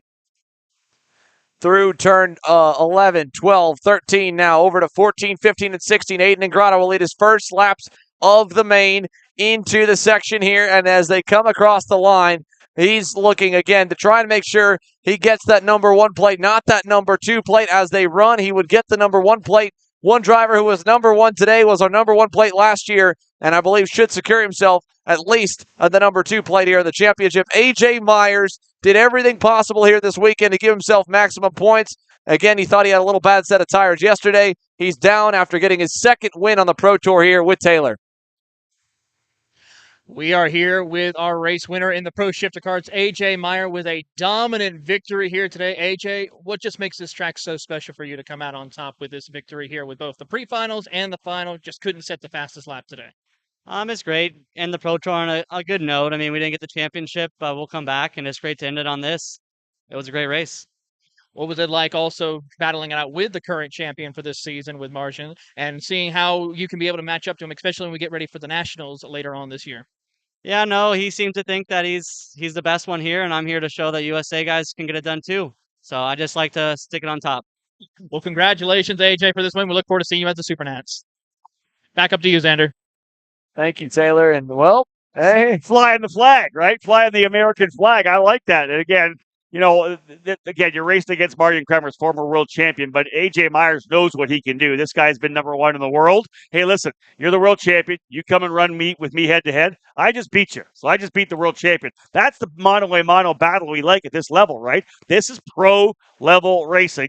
Top drivers in the sport, top drivers in the world, top drivers here going at it. What a great day for AJ Myers. Yeah, no doubt here. And now it's talking about the day on the racetrack. Sebastian Weldon just past the halfway point, went back to the point. Aiden Ingrata back to second. Caleb Guevara third. Ingrata still with the fastest lap, still in control of the championship, but not in control of the race. The Hot Wheels Racing LN kart driver looking for a checkered flag. 8 laps to go at the line. We heard from AJ Myers' side of the story there. He wanted to put the USA on top. Today he did. He wants to prove that he's the best going into Vegas. Let's go to the guy that came P2 here today, but is your official champion in the SKUSA Pro Tour for Pro Shifter. Marian Kremers is down in the Avinco 10 as well. Here with Marin Kremers. Marin, a dominant weekend for you, of course, coming home second today, but still managed to take home the Pro Shifter Kart Championship. What's your emotions and thoughts about claiming this championship this year? Obviously, I'm very happy to win the championship. I wasn't supposed to be doing this championship at all. I was just supposed to focus on X30. So it was a very late entry back in NOLA, which went very well for us. So we decided to do the rest of the championship as well, which has paid off. It's been rough, like running 2 classes. So yeah, that's why I took it a little bit easier in the final. Once I got to back to second after that mistake in the early stages, I saw AJ was too far gone. So I just cruised around in second, tried to conserve some energy so I can be fresh for that X30 main coming up. Talk to us a little bit about that, the difficulty of running 2 separate championships in a same series. I mean, talk to us, what is the mentality and the physicality meeting for you to go out there and be successful? Physically, it's very tough. I mean, shifter is very hard physically, and then to do a whole main event and then go straight after, go into the X30 go-kart, it's tough. But it's a lot of fun to do, and it's good for me as well, I suppose. So, yeah, it's good. I cannot thank the PSL crew enough for letting me do both classes because it's a big effort. I need 2 mechanics to go-karts and do everything. So, yeah, a big thank you to them. Yeah, and this was great. Well, congratulations, Marin, on your championship here on the Pro Shifter Karts. We look forward to seeing you at the Super Nats. Thank you. That's Marin Kremers, your Pro Shifter Kart champion. Back up to you, Xander. Thank you, Taylor, and very honorable for Marian. Again, we keep forgetting, but it was really last minute for him to get in, so can't ask for anything better. Come out, win the opening weekend, sweep it, and bring home the title all the way here to Newcastle, Indiana. Again, the idea for PSL karting is to show the brand, the Burrell Art brand, the ability it has to win races, of course, in the Pro Shifter category as well. We've seen Magic Kart win over the last number of years. Several different brands have found their way up top. Great to have Burrell back up here. Let's focus back on this one because lap's starting to wind down here right now. This is the last championship up for grabs. Here comes Caleb Guevara. Just as I say that, he moves now into P2. Guevara goes into second.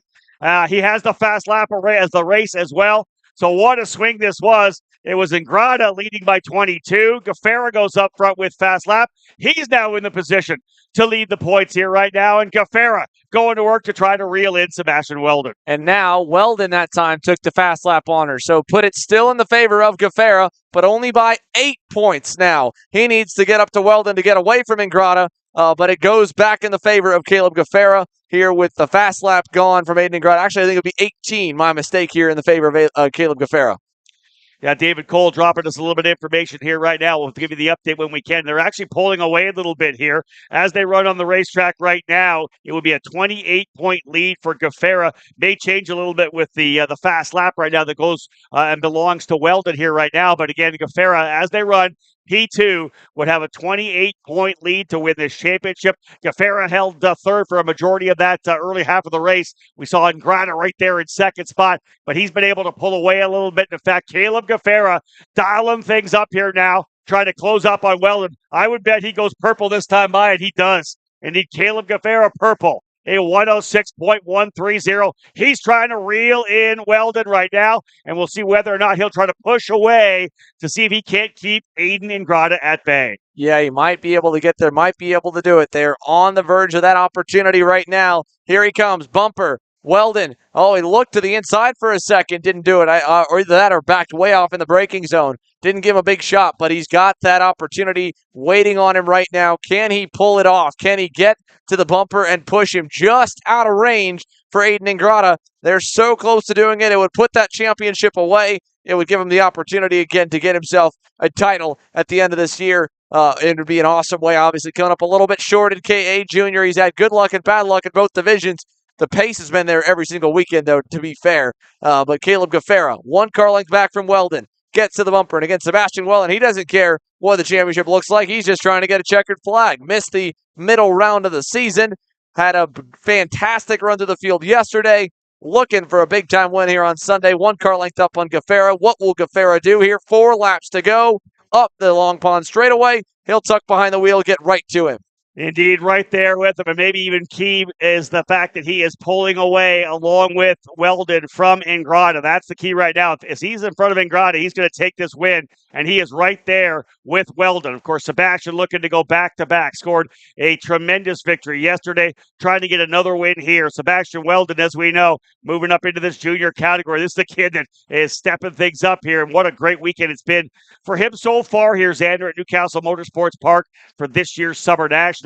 He has been at the pointy end of the field throughout the weekend. The victory yesterday, the speed that he's thrown throughout the day here as well. Second to Gaffera in qualifying, right there as well in the pre-final, now leading the way here with just 4 laps to go. In fact, 3 laps when they get back to the street. He looks so strong, man. Caleb Gaffera can barely get to the rear bumper by the end of the straightaway. We got problems here over here.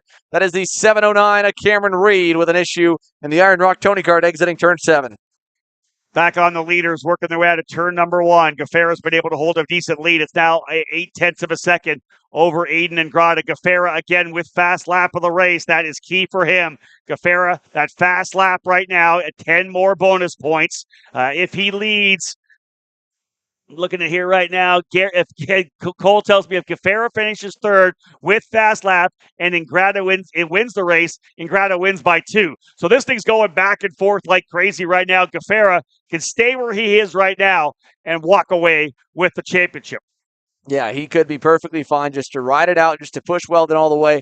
But the only variable I think that could come into play is if Sebastian Weldon feels like he needs to block early in the last 2 laps here. If he does that, Aiden Ingrata is right back in it. He's still only a second away. Weldon, all he knows is he's got someone right on his bumper, and he wants a checkered flag. So we're going to find out, what does Sebastian Weldon do? Does he block the inside early? Does he wait till the final lap? White flag coming, 2 to go coming this time by. And this is why Aiden Ingrata can't stop. He's got to keep digging, because if that defense comes up and he has the opportunity to potentially get by or get close back up, he needs to be ready. Ingrata still digs. Weldon running the racing line still. No block whatsoever as of yet. Gaffera's trying to give him the call. Don't worry. Just go. I'll stay with you.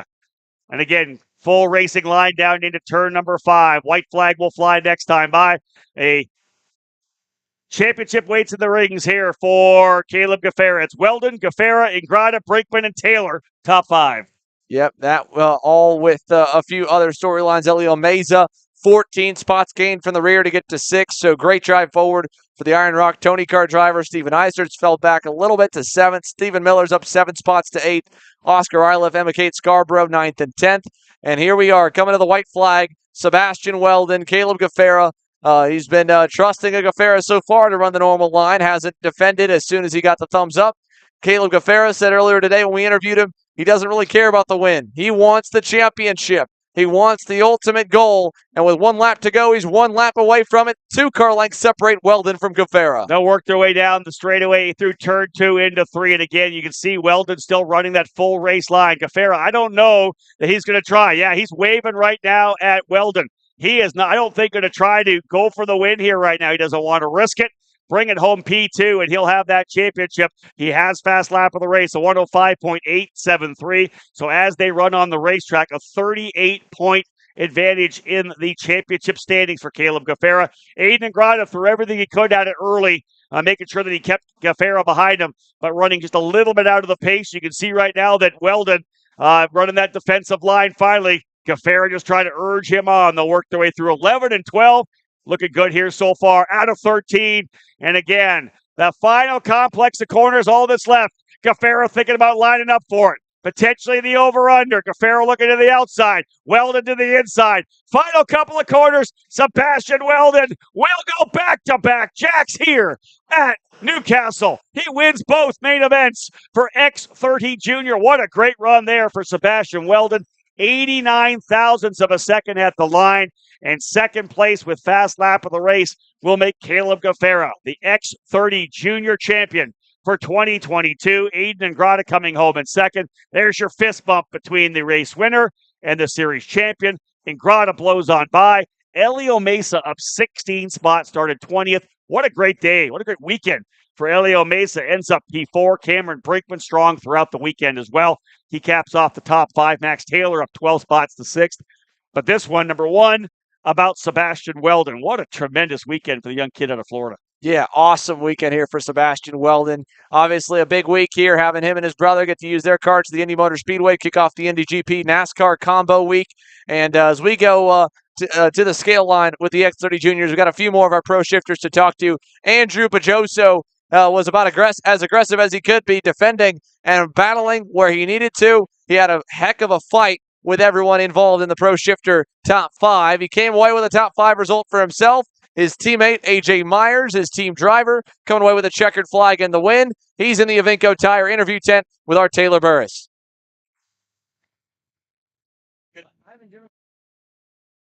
With Andrew, and Andrew, of course, a very strong finish here today with a top 10 finish. Explain, though, with a tight battle that you were having inside that top 10. So basically, I knew I had to get a good start and try to contend for a top 2 finish for a Magic 1-2 of AJ.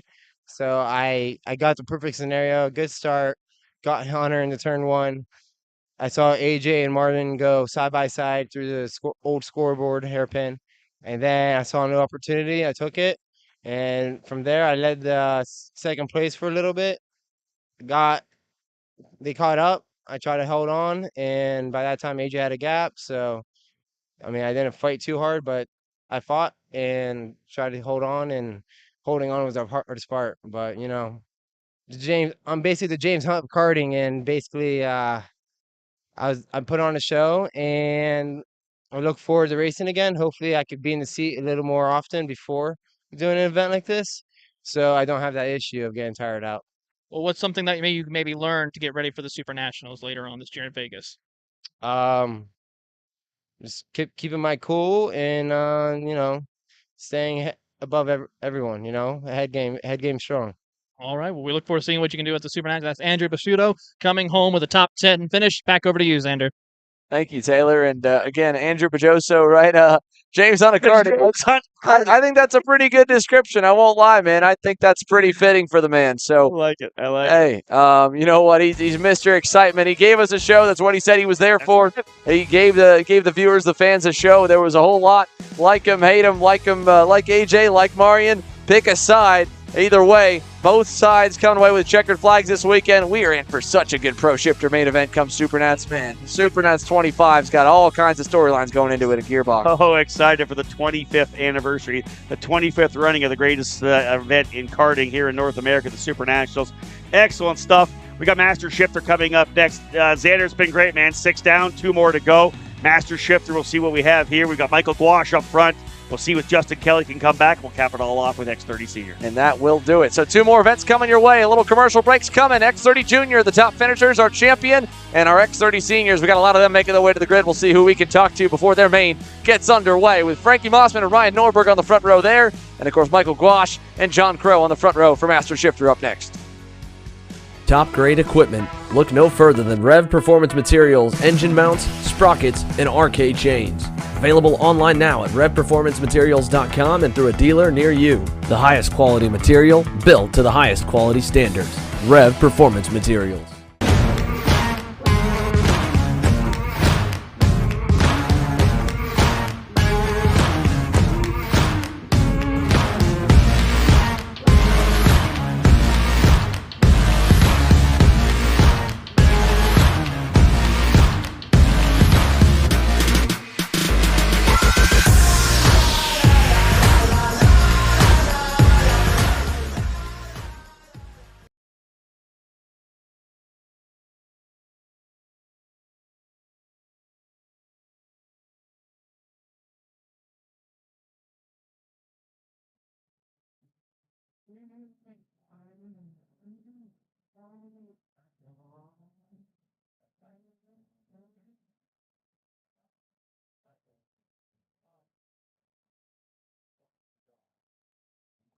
Welcome back to Castle Motorsports Park. 2 more events left to go. Championship Sunday here at the SuperKarts USA Pro Tour Summer Nationals. The drivers in the Master Shifter category rolling their way over to the grid. Let's have a look at that lineup. Michael Gouache will start on the pole position after a strong run in the pre-final alongside John Crow in the factory car on the outside. AJ Nowd on the inside alongside yesterday's winner Justin Kelly in the CRG.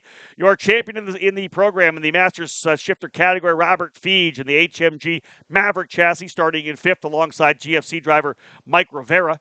Ken Schilling and Luis Quinones will be on row 4. Larry Pegram and Tiffany Kelly on row number 5. Brian Chatfield, Johnston Irwin, and Carlos Lopez as the drivers have taken off. Whole shot goes to John Crow as he launches cleanly. And as well, look at this. Around the outside comes AJ Nowd. Justin Kelly all the way up into 3rd on the opening lap. So we are working it here right now. John Crow with the lead. There goes Nowd to the inside of Kelly coming into turn number 7.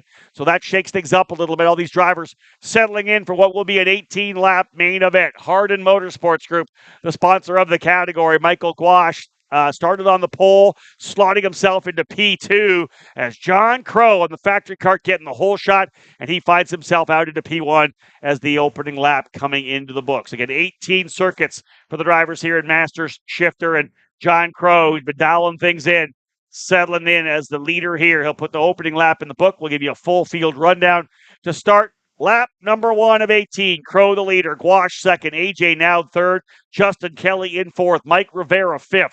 Larry Pegram 6th. Robert Feege in 7th. Luis Quinones in 8th. Brian Chatfield 9th. Tiffany Kelly in 10th. Ken Schilling in 11th. And we did not see Johnston Irwin nor Carlos Lopez take the green. Here comes a pass from AJ Nowd for P2. He'll get down the inside of Michael Gouache. Takes over the 2nd position. Gouache in 3rd. 4th still is Justin Kelly as he trails behind. Gouache gets in a little bit hot through the green corner. Again, the tire deck still going to matter a little bit, maybe a little more in the Master Shifters with them being 15 to 20 pounds heavier with the overall cart, and so running the same Avinco red tire as the Pro Shifters and the same race distance. It's a long 18 laps of these Master Shifter drivers presented by Hardin Motorsports Group as the X30 Seniors make their way over to the grid. We'll talk to some of them, talk to some of the X30 Juniors. For now, though, it is a nice start for John Crow. He had a great start in the pre-final, too. Picked up a few spots there off the green. Hasn't been able to have the pace to back up the starts, but at least it's given him the opportunity to fight for the race win. And we'll see how hard he fights AJ Nowd, because AJ Nowd is on the way. Wet purple that time by 1/10 better than the race leader. Indeed. Now settling in nicely here after getting by Gouache over in turn number 7. Same goes for Justin Kelly. He's getting a big run on Gouache right now. Watch for him to look to the inside. Kelly going down the bottom of the racetrack side by side. Book it.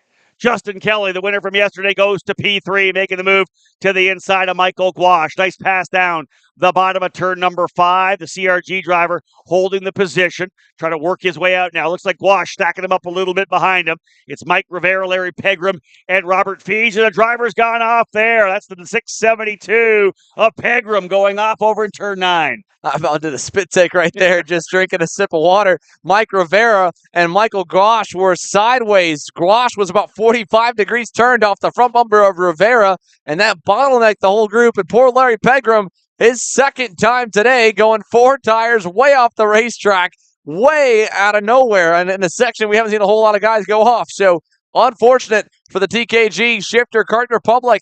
of Larry Pegram. He drops down to the end of the group, and a heck of a save on Michael Gouache and Mike Rivera. The two Mikes nearly going around, and they're still inside the top 5 after all that. Yeah, I'm sure Larry Pegram will keep his head down to see if he can't get back up into the fight here a little bit, grab a couple more spots. It's been a rough day for Larry. I'll tell you, though, again, that battle a little further back. We've seen Crow, Nowd, and Kelly stretch away at 1, 2, 3 are lining up here right now. These are the drivers you saw at the podium yesterday. We'll see whether or not they come back and do it again. Just kind of in the different order right now. I think it was Kelly, Nowd, and Crow. Now it's Crow, Nowd, and Kelly. So long way to go to see who's got the pace to potentially get this race win. There's still 15 laps to go. But as we said, you can see further back, the next driver's pretty much nose to tail with Wash, Rivera, Fees, Chatfield. Ken Schilling only back by 3/10. Quinones back by 3/10 as well.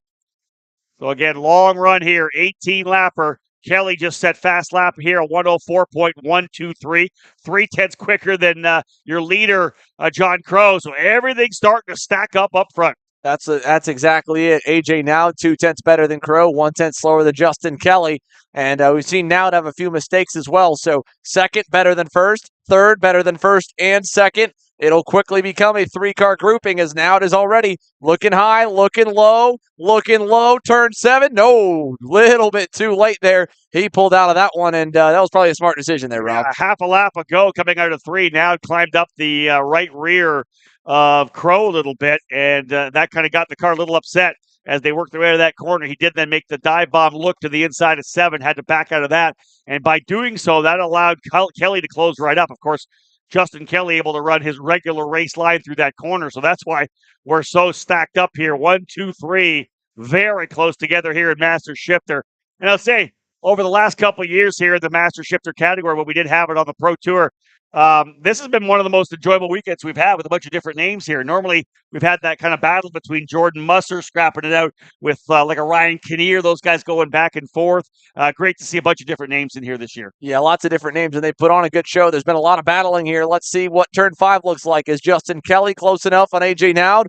Looking, not gonna go. So they'll stay single file for now and spread out. Gives us a moment here to go side by side. Let's talk to our final champion, or really final champion that's not confirmed yet. Caleb Gaffera is down alongside Taylor Burris in the Avinco Tire interview tent. Taylor? We are here with Caleb Gaffera, your champion in the X30 Junior class. Caleb, what's the emotion like winning this championship? I'm really happy. It's my first SKUSA championship, so I'm really happy about it, and hopefully we can continue on doing this. What does it feel like to go out there to compete in this, to get this first championship, go up against some of the best up-and-coming talent in this Superkart USA's championship? It was pretty hard. I mean, it was a good race throughout the whole thing. It was a good race between me and Aiden, and I just got lucky when I got by him, and I was able to pull away a little bit. But I love racing with all these guys. It's a lot of fun. I've been in it for quite a while, so hopefully I just keep on going with it. Well, Caleb, congratulations on that championship. We look forward to seeing you later this year at the Super Nationals. Yep, I'll be there. Thank you.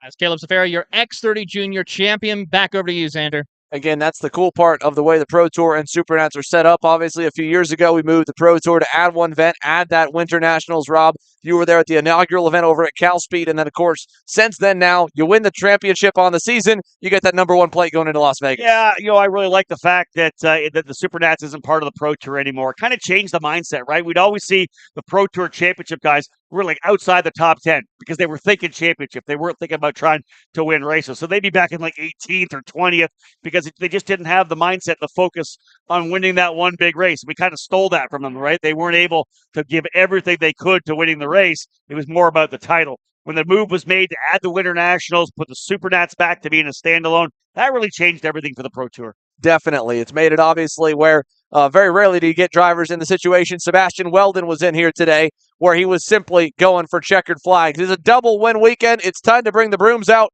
Let's talk to the Lando Norris Kart JC Karting Team driver. He's down here with Taylor. Here with Sebastian Weldon, winner here at Castle Motorsports Park in the X30 Junior class. Sebastian, a very hard-fought victory to come out with a win today. Talk to us through how this racetrack is for you and what's well-suited for you. I've always liked this track. I've always raced here in kid karts, and I just always love this track. So, what are we expecting to see for you at the Super Nationals later this year? definitely shooting for a podium there. I've always wanted to get a podium there, and drink champagne, and hopefully we can do it. Well, we look forward to seeing you there. Congratulations on the win. That is Sebastian Weldon, your winner here in the X30 Junior class. Back up to you, Xanier. Thank you, Taylor. And again, Sebastian Weldon looking to spray the champagne here at X30 Junior. Obviously pumped up. Again, he said he's grown up around this racetrack. Obviously, you have the Dan Weldon Memorial has been here for so long.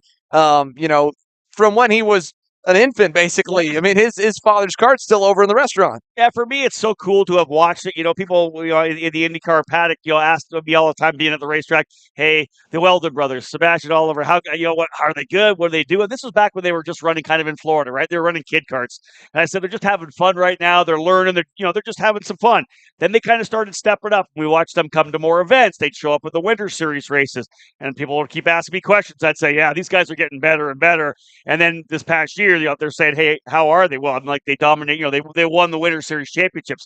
They've become drivers now that we really need to watch. Back then, they were younger kids in kid carts, as Sebastian had mentioned, having fun, enjoying themselves. Now they've got themselves into a place where we're talking about them in the media. We're talking about their abilities and what they can do because they're two very talented race car drivers. And for Sebastian, when you can win 2 races at a race like this, sweep a weekend and show that you have momentum moving forward, man, these are kids, both Oliver and Sebastian, that we're going to be talking about over the next number of years. Well, talk about this right here. AJ Nowd on the bumper of John Crow, looking not going to go. They've stayed the same all the way, but I agree. The Weldon brothers, we're going to talk about them for quite some time. Obviously already signed their developmental deal with Andretti Autosport, and look at this.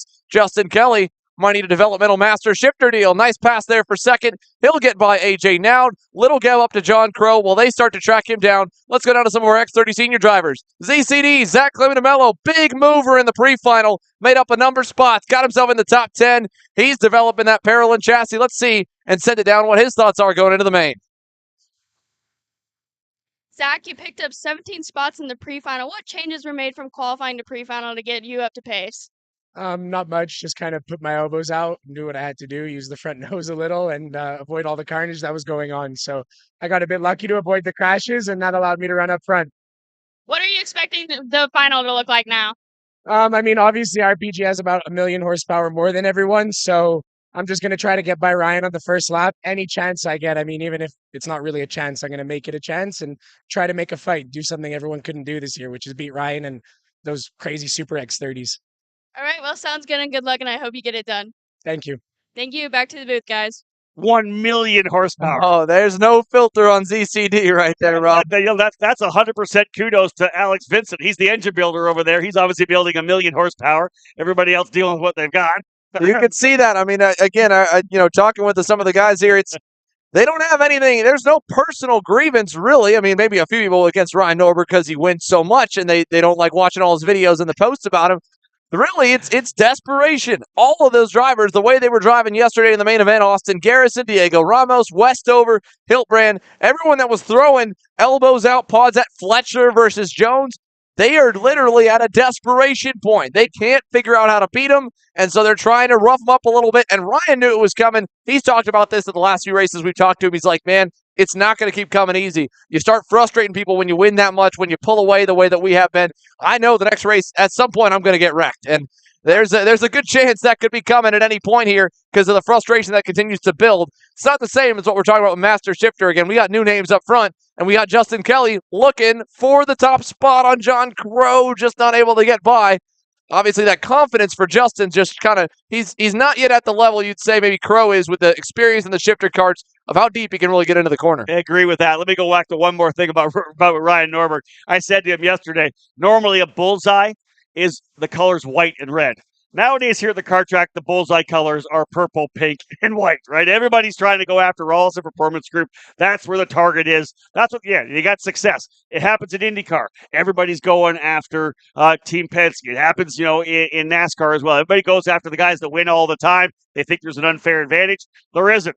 The engine's an engine. It's an air pump. It's all it is, right? Alex Vincent's doing a great job with those engines. Everybody's got good power plants. Again, it's all about getting the entire package put together. That's why we see guys with fast laps of the race. They're not always the Rawlson Performance Group guys. They're just doing a great job on the racetrack. Well, again, if it really is that big of a difference here, you got to give a lot of kudos today to Team Bennick, to Frankie Mossman. I believe they're on a Precision Works engine with Chris Freckleton, so they were right up there with them as we see these guys go side by side here for the lead of Master Shifter. back to the favor of Crow.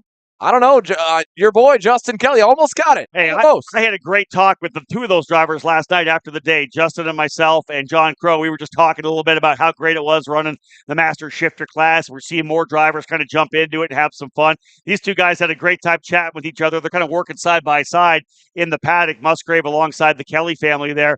That was what you saw there. Was, if you're watching, it was just tremendous respect racing. Justin threw it down the inside. They were side by side, did not touch each other. Justin had kind of the apex, but Crow held the outside, didn't give it up, and Justin had to back out of it. So these guys are racing tremendously right now. AJ Dowd's right there watching it. This is a great battle for us to see who's going to win, because we got 5 laps to go in Master Shifter. And this is what the Masters classes are supposed to look like. Gentlemen racers, true gentlemen out there, and gentlewomen, of course, with Justin's wife and Tiffany. And as Justin makes a little mistake there out of turn number 3, drops the tire, that's going to really hurt him. He's got to put some good laps in. Now gives AJ Nowd another opportunity, who was kind of lagging back there, watching those two go at it. But point being, the gentleman stuff, that's not what we're going to see in the very next session, no doubt. I wanted to know whether there was something potentially wrong, because he's fallen back even farther. And there's Ken Schilling. He's gone around in the 121. It just was weird. It looked to me like Kelly may have had some trouble, and I wonder whether or not a tire going down or something. We'll see if he's able to reset. But one thing, of course, dropping the wheel. Those tires are nice and hot. Another driver out here right now as well. That's Robert Feige. That's the champion of this year in Master Shifter. Already settled yesterday. He's out of the race as well. We've got some attrition, but you wonder whether or not got some dirt on that tire. He dropped it off the track, obviously. Really a lot of trouble getting the track through turn number 5. Yeah, and so again, all that time cost to him. Now, AJ Nowd is in a good spot. AJ's been willing to throw it down the inside. He's been crossed over a few times. Look there, and John Crow knows it, so he's going a little bit narrow, a little tighter into turn number 3 that time.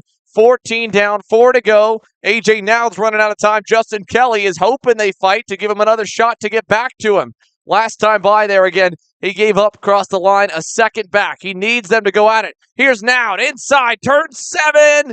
Not able to do it. John Crow doing a great job. As soon as he sees the nose there, just opens up enough so they don't make contact. Puts the power down, opens the gap back again. And that's what Justin Kelly was hoping for. He is right back in the fight. Again, 3 laps to go, and they get back around here. AJ Nowd has done this several times. Tried to go by Crow a couple times. Kelly was able to get by for second. Now there once again, he keeps trying to put it down the inside of turn 5. Crow, though, the veteran driver. This guy's driven so much stuff, not just cars, stock cars, you name it. This guy has lived his life in motorsports, and he is trying to get the race win here. AJ Nowd, a former Super Nationals winner.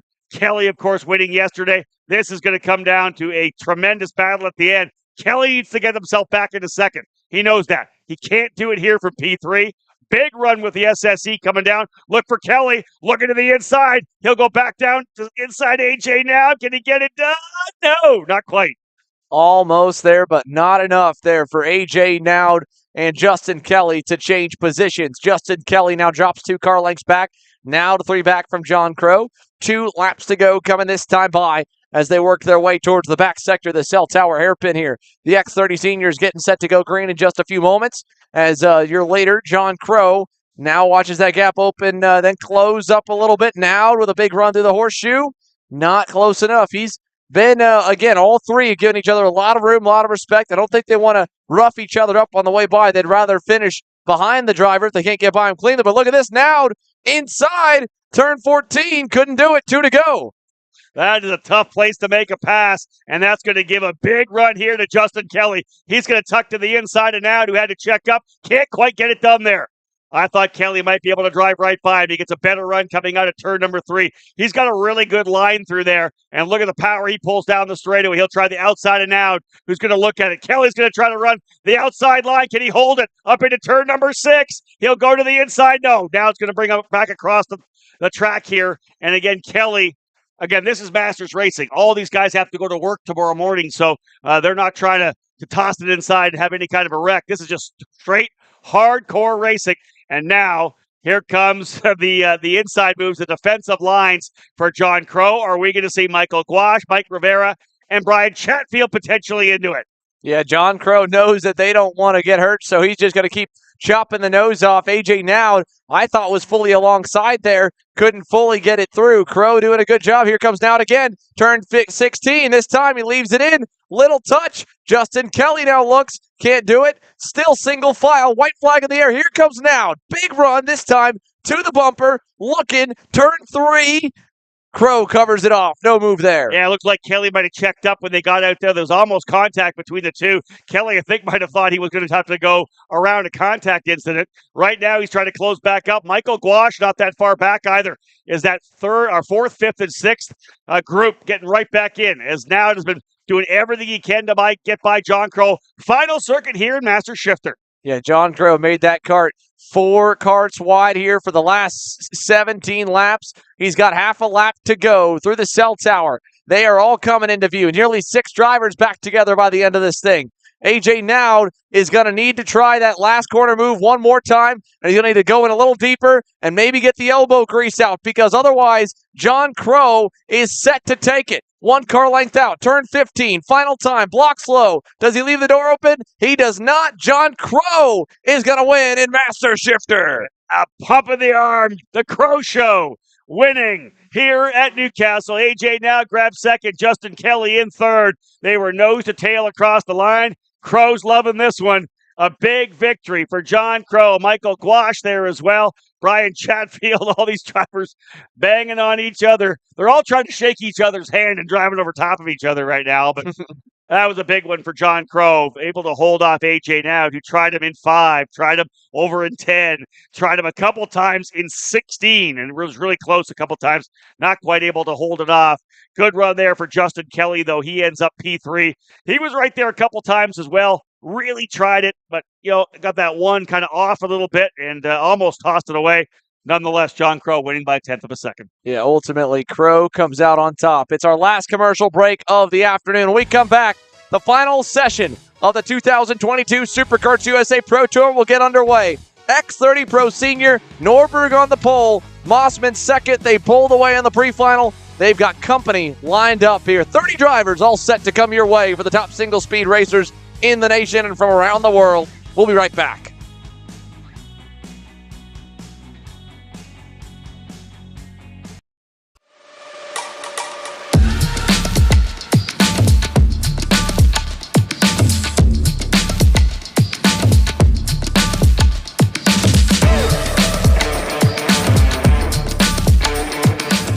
I'm Billy Vincent, owner of MPG Motorsports. What we do at MPG is we try to keep it a nice, fun family atmosphere, try to combine sort of the bigger things and of the bigger teams and the professionalism down with sort of some of the fun sort of family-oriented atmosphere. We try to not only develop drivers, but also the parents and the families for just in knowledge in general in motorsports. It all starts in karting. What we try to do is try to help the drivers, the moms, the dads understand the sport of motorsports in general, not just karting, but what it takes to get all the way up through. Whether you end up wanting to be a driver or a mechanic or an engineer, we can help you with that, and that's what we're here for. If you're interested in joining us at MPG, our home base is at Whiteland Raceway Park in Indianapolis, and you can contact us at info@willpowerkart.com, and one of our great people will reach out to you, and we'll try to put the best program together.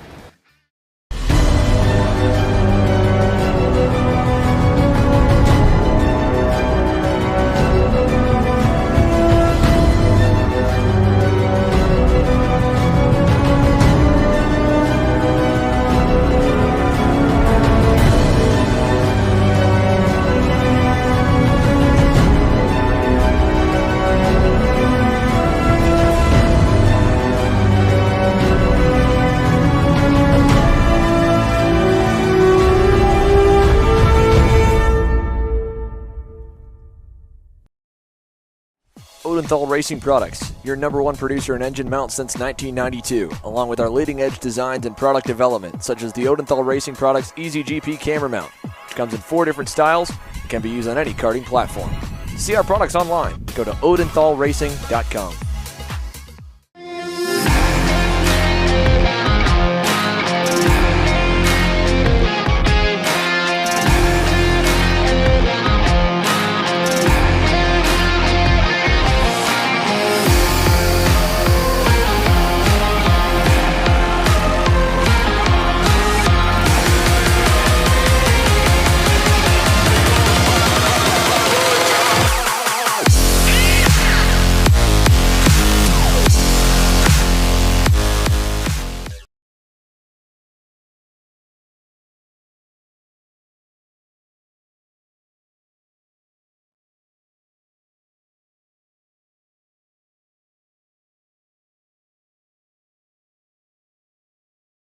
Welcome back here to Superkarts USA, the Pro Tour season finale, the championship Sunday here, Sunday afternoon. We're getting set for the X30 Senior main event presented by Speed Lab Racing Engines. Ryan Norberg clinched his 5th SKUSA Pro Tour title yesterday with the win. He starts on the pole today alongside Team Bennick's Frankie Mossman. Yeah, tremendous front row for sure. Pedro Hildebrand and Zachary Clayman-DeMello on row number 2. Clayman-DeMello are already saying he's set to send it into turn number 3. He says he wants to do the one thing no one's done before. That's beat Ryan Norberg, at least not done this season. Austin Garrison, Marion Kremers, row 3. Here we go. We're ready for the green flag, and we'll get it down to turn number 1. Indeed, green flag flying, final race of this year's Pro Tour. And they'll work their way out of turn number 3. A couple of drivers dropping wheels. A little further off, you see the dust up. It will be Norberg leading the way down into turn number 5. Again, everybody trying that run around the outside, too wide. It's the race to the apex. Another driver four-wheel off of the grass. Back up over top of the curb. Everybody throwing to the bottom in turn number 7.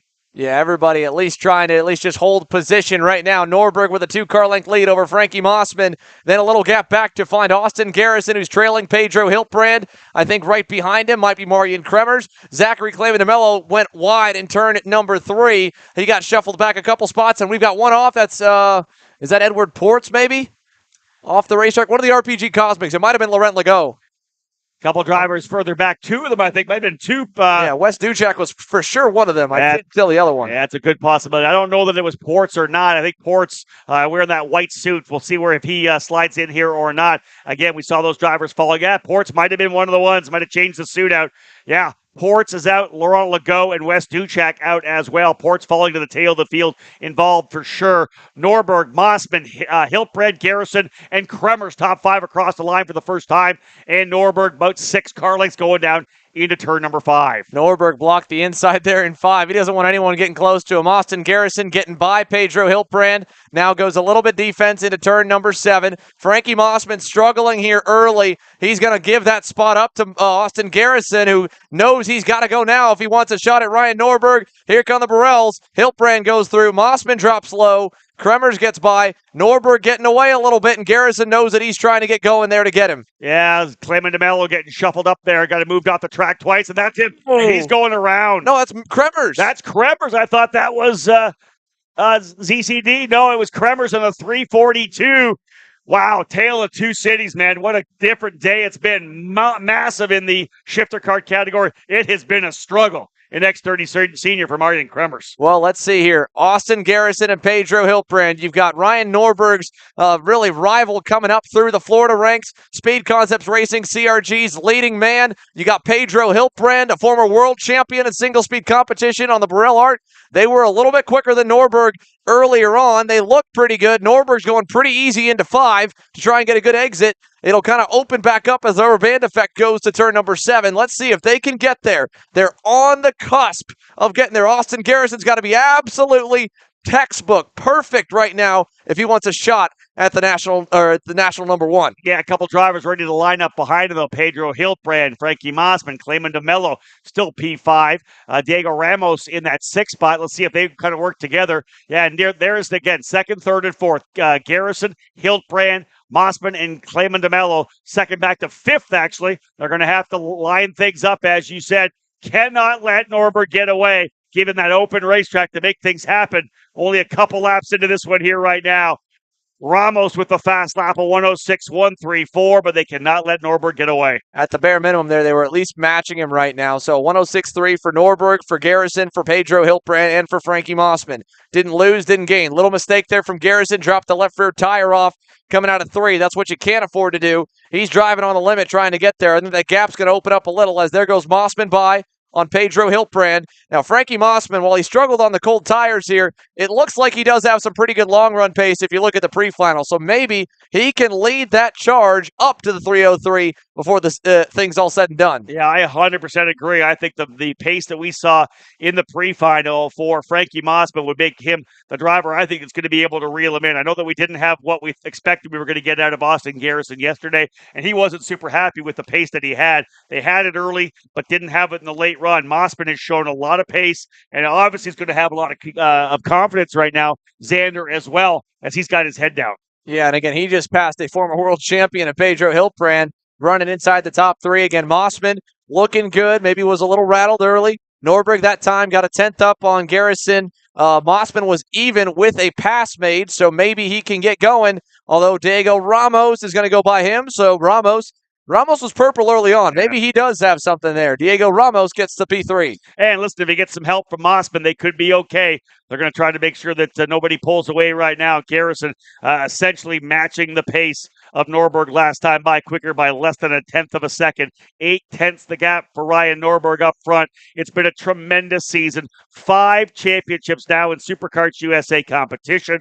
And again, 6 overall in terms of national titles. Probably the best year of his career, what he's been able to do over the 2 major national championship programs in karting right now. And of course, coming off that tremendous Super Nationals win last November. Well, let's see here. Austin Garrison, again, he's keeping that gap as close as he can. Is he a little bit better this lap here, or is Norberg pulling that gap even more so through turns 15 and 16? We'll get an update on the timing monitor. Still relatively early, 13 laps to go. Garrison better by 200ths. Diego Ramos better by 2/10. So Diego Ramos is the fastest on the racetrack, one of at least. Hayden Jones goes purple overall, but Ramos and Mossman making some ground up. Can they slowly bring the pack all together? Garrison's at least matching the 303. And that is back-to-back purple laps for Hayden Jones. He has got 2 tremendously quick laps, 3/10 faster than the leader. And another driver off the racetrack here is dropped to the tail of the field. I think that's Nicholas DeAndrea again. It has been a rough weekend for Nicholas. Not been the best there, as we just had a pass go on through. That was Pedro Hiltbrand going on Frankie Mossman. So Hiltbrand back in front of the Bennick driver. Here comes Hayden Jones arriving on the scene.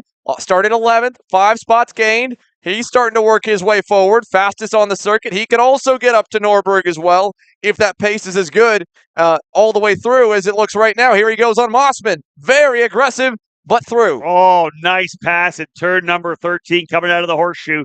Able to get himself down to the inside there, turn 13, right to the apex. And good job for Mossman not to shake it down. Let him go through, try to see if he can't stick with him. But wow, Hayden Jones rolling here right now as he works his way forward. Now it's Paulie Massimino from 11th, fast lap of the race. Yeah, Massimino way down there. Obviously, that's going to come down a little bit to toe. Obviously, Jones was towing for his couple laps. Massimino with a good tow on his now. As Garrison continues to try and tuck, he lost a 1/10 and a half that time by Norberg, able to go and match his best overall, a 7.09 and a 7.35 for him, a 7.1, then to an 87 for Austin Garrison as he's going to the limit. Diego Ramos looked like he would have had the pace to run forward. They're still a little quicker. Hiltbrand a 105.65, but they're not quick enough to run down Norberg. Maybe Jones can late them. Who knows? Hard to say as they all run 3rd, 4th, and 5th. Again, midway through this race, still coming. We're only 6 laps down. Still 12 laps to go at an 18-lapper. We're into that middle handful of laps where the drivers kind of settle in, get a feel for the carts. Tire pressure's coming up. We heard a number of drivers, Xander, throughout this day talk about how low the tire pressures were at the start, how tough it was, how they fell back early. But once those tires started to come in, they were able to go back on the attack again. Will that be the case for Frankie Mossman? We saw him up front. He was up to 3rd, all the way back to P6 right now.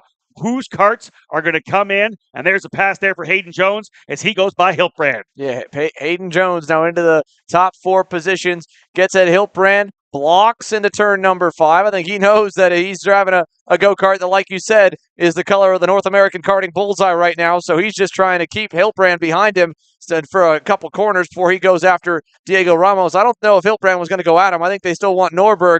And here we got problems for Hunter Perry and Edward Ports. Ports already has 1 unfortunate incident. That'll make it 2 as he's been involved in an incident there with Hunter Perry in the TB kart. Yeah, Hunter was not happy at all with the contact there between those 2 drivers. They were running 19th and 20th respectively and find themselves off the racetrack and falling down the order. Look at this. Ramos slowly closing up here on Austin Garrison, quicker by about a 1/10 of a second last time by. He's chipping away. That actually might help Austin if he gets someone to come push him up and potentially get back to Norberg, because it's almost a full second right now for Ryan Norberg. Yeah, it's almost a full second. So it's just far out of reach. They need to get to about 0.6 of a second to even get any kind of drafting help for them. So they got work to be done. Ramos, like you said, he's closing on Garrison. Hayden Jones is coming. They could both get going. We'll just see if Jones is going to want to go forward or if he's going to want to try and just get himself into an RPG 1-2 situation, because we've seen it kind of both ways with some of their drivers. Sometimes the teammates will fight. Sometimes you'll get kind of that magic cart situation with Bajoso and Myers looking for the team 1-2. Here's Jones through on Ramos. Ramos gives him a little nudge. Jones going to get back clear. He'll bring Hiltbrand with him, and he gets that final podium spot away from Diego Ramos. Yeah, Hayden Jones knows he has the speed. He's shown it throughout the entire weekend, and really right now understanding where he started deeper in the field all the way back in the 11th spot. He gets himself now up into third, so he's doing a great job right now for Hayden Jones as he has got to P3 back by now 2.3 seconds. We'll look at lap times to see whether or not he's going to be able to close up to Ryan Norberg here as well. Most definitely he'll be able to reel up to Austin Garrison. He's got a great race cart right now. And here's Mossman. He's going back through again. Mossman, he'll make a move to the inside of Diego Ramos. Yeah, there goes. So Mossman kind of getting maybe a late go here. We're just past the halfway marker. Is this where Frankie Mossman starts to feel it, or is this where Diego Ramos starts to fade? Hard to tell. Here's Ramos back on Mossman. Obviously didn't think that he was any bit faster, so he signals to him, hey, how about you push me instead? And he will. So there goes Diego Ramos back into the top 5. Norberg, Garrison, Jones, Hiltbrand, Ramos, Mossman, top 6. Louis Westover up 10 spots into the 7th position. Zachary Clayman DeMello 8th, Justin White 9th, and Adam Ali now into the top 10. You can see that Jones definitely closing up here on Austin Garrison. Final race of this year's SuperKarts USA Pro Tour. Ryan Norberg, 5-time champion, leading the way by almost 2 seconds now from Austin Garrison. Hayden Jones, though, just went his personal best lap. Xander, he's coming. He was over a 10th faster than Norberg. Yeah, he was digging. Hayden Jones now with 8 laps to go. Like you said, over a 10th better than Norberg. He's 2 seconds back from him. He needs Garrison to not fight with him, maybe give him a chance. He'll pin Garrison to the outside, go by. Let's see, he's got a nice gap. Takes the normal line. Jones might be able to run up to him as Garrison sees Hiltbrand, 1/3. Ooh, muscles his way through, and Pedro Hiltbrand gets to P3. That was a huge gift for Hayden Jones. He's not going to have to deal with anybody anymore. He is faster than Pedro Hiltbrand. It is now time for Hayden Jones to put the focus forward to see if he can't reel in on the mentor, his coach, Ryan Norberg. He's up by 1.96 seconds. We'll see what it is when they get back around. He's the fastest driver on the racetrack in the top 10 right now. It is Jones into P2. So Hayden Jones, the lone threat here to Ryan Norberg. Maybe Pedro Hiltbrand could go with him. He's following him, trying to be right in his tire tracks. And you got the RPG AVP combo. You have the PSL and AM engines combo in Pedro Hiltbrand, Austin Garrison aboard the Speed Concepts Racing CRG and Speed Lab engine. So all of them trying to catch up.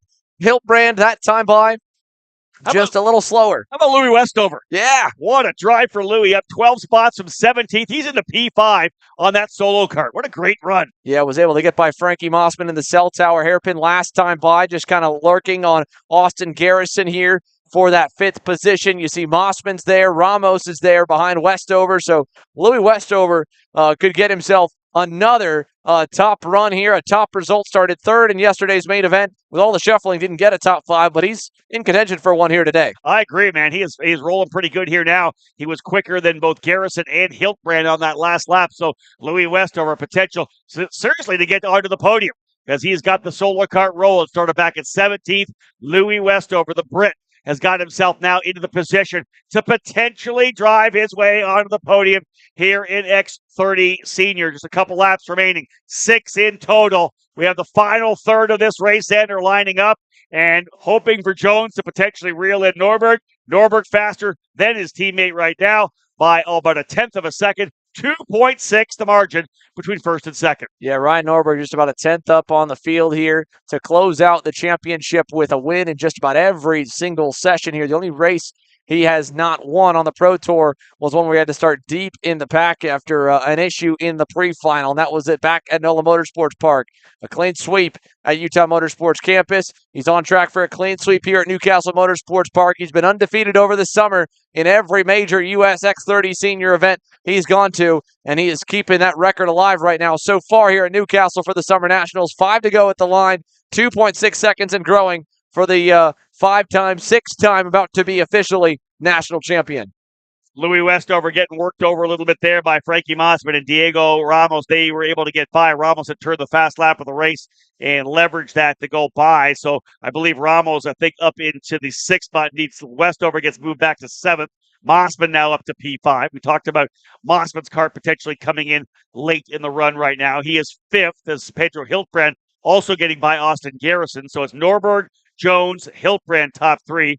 Garrison 4th, Mossman 5th, Ramos 6th, Westover, Ali, Massimino, and Clayman DeMello the top 10.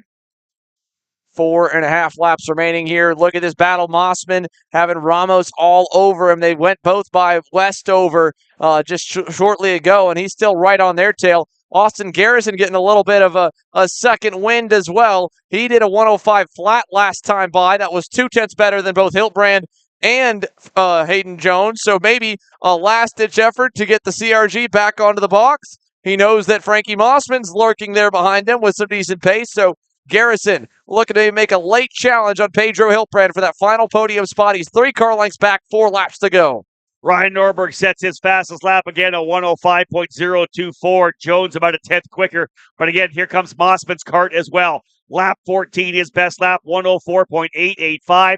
He's trying to reel him in, 0.2 quicker than anybody else in front of him. And that's Mossman right there, about 5 or 6 kart lengths, maybe 7 behind Austin Garrison right now. But that machine, the Team Medic EOS, coming to light for Frankie Mossman, the young Californian, up on the wheel again, trying to cap off what has got to be his best career run, I think. Of course, under the spotlight here in the senior category, Xander, he has been really good all weekend long. Yeah, all weekend. I mean, definitely this has been a fantastic run for him. You go back a few years, there's always been kind of 1 or 2 standouts when we come to certain races on the Pro Tour where it's their breakout weekend, and we go here to Newcastle. Frankie Mossman already was really impressive with the heat races at the Super Nationals, but this weekend, 2 classes, 4 main events, 2 full days of racing. He's been a contender every single time. Yeah, we've been talking about him all weekend long, right? That's kind of one of the indicators that you're doing something right when you're in the discussion throughout the entire day.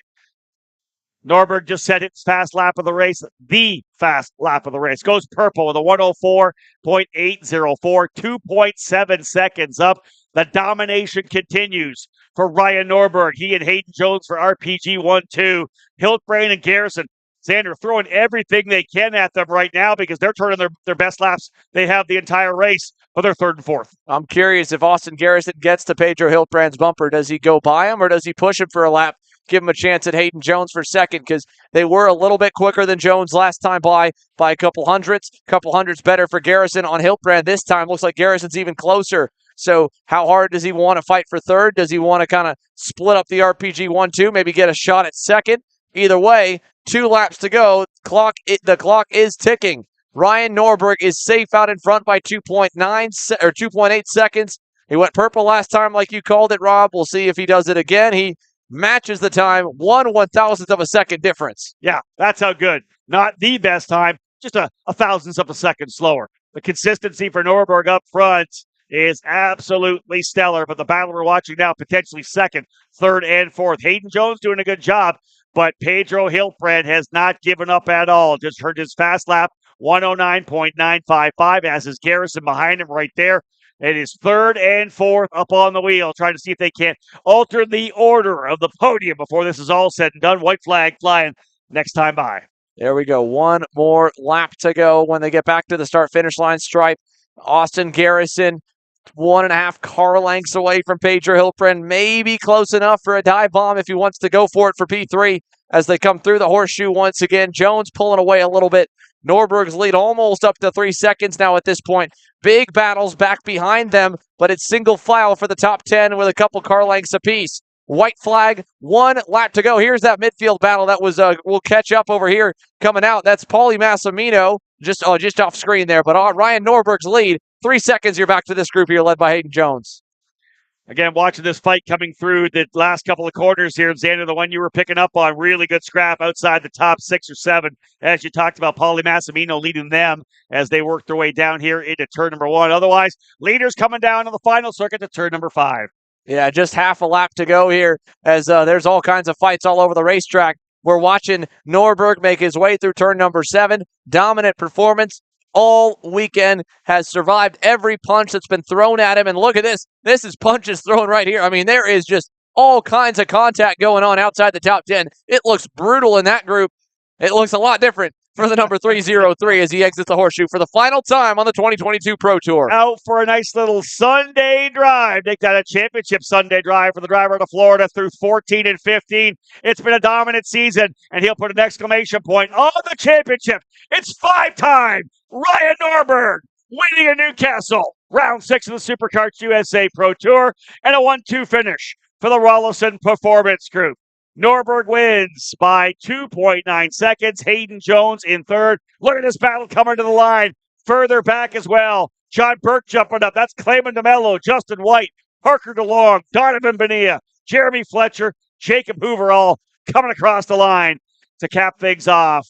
Norberg, though, winning over Hayden Jones. Pedro Hiltbrand, his fastest lap, Xander, was the last lap of the race, a 109.941. He did not give up trying to chase down Hayden Jones. Austin Garrison in fourth. And again, a strong run for Frankie Mossman, capping off the top 5. He rounds it off there. Lou Westover, 11 spots gained to 6. Diego Ramos, 7th. Paulie Massimino, 8th. John Burke, 9th.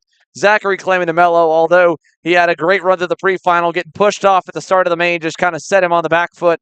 And he was able to hang on to a 10th place result with a go-kart that may have been a little bit slower than that. Either way, he rounds off the top 10. Justin White was the driver that we were watching, battling with him for that final spot. Parker DeLong, shout out to the kid.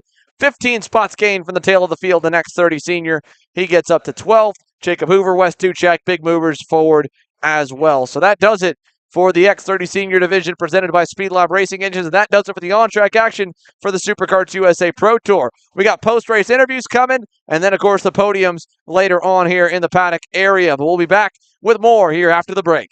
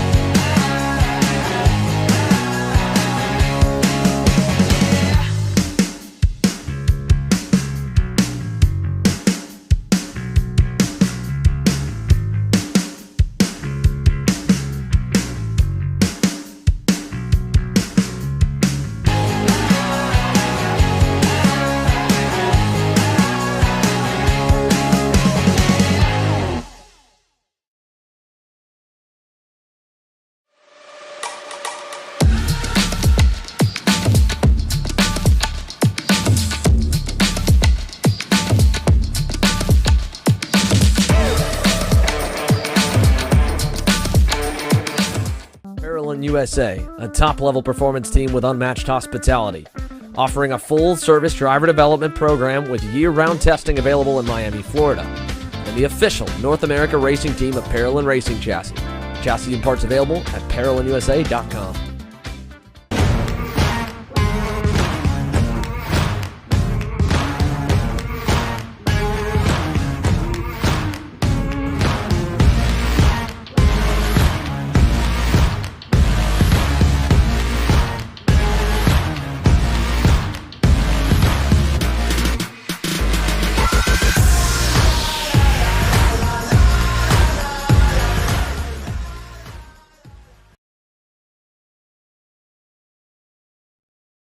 Welcome back here to Newcastle Motorsports Park. The post-race tech inspection and scaling procedures have begun. And after a long weekend and maybe a little bit less eventful main event, Ryan Norberg has made it through the scale area. He's down here with our Taylor Burris. Taylor? Well, here with Mr. Five-time Ryan Norberg. Ryan, talk us through the emotion of winning not one, not two, but 5 championships here with the Superkart USA. Hasn't really, hit me yet. The SKUSA Pro Tour is the epitome of racing in the U.S. And so to win 5 is something that has been a long time coming, and it's just, honoring to be, in that class. But yeah, I mean, this has just been a great weekend to top everything off. To get 2 wins has been super good, and for Hayden to, I think, get second in the championship is also really good. So a 1-2 for us is amazing. It certainly is. Now, I mean, of course, you're only 22 years of age and grew up in Orlando, Florida. Oh, basically, we're relatives. I'm from Daytona, so it kind of works out. But one of the things I wanted to mention is when you first started joining this Pro Tour, did you really think this is what you could come and become a legend, pretty much, in this championship? No, not really. I mean, my first Pro Tour race, I was really nervous. I mean, I remember going out for the first session and actually being fast and watching Louis Pagano, who's somebody I looked up to a lot. That's one of the legends of this sport. And he was pointing out to his mechanic, like, hey, time that guy. And I was like, well, maybe I actually have a shot in this series. And then, to go on and just be able to compete and to win it on, a couple different brands is also really good. But I'm happy to be home where I am right now and to be able to do what I do.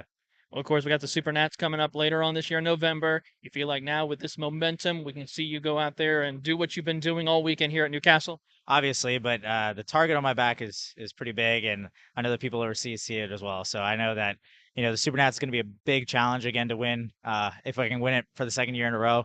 But we got a bunch of other races to focus on right now, so focus on those, and then we'll go to the Super Nats later. Well, of course, that is 5-time champion Ryan Norberg here with the X30 Seniors. Congratulations. We'll see you in the future. Thanks, man. Back to you, Xander.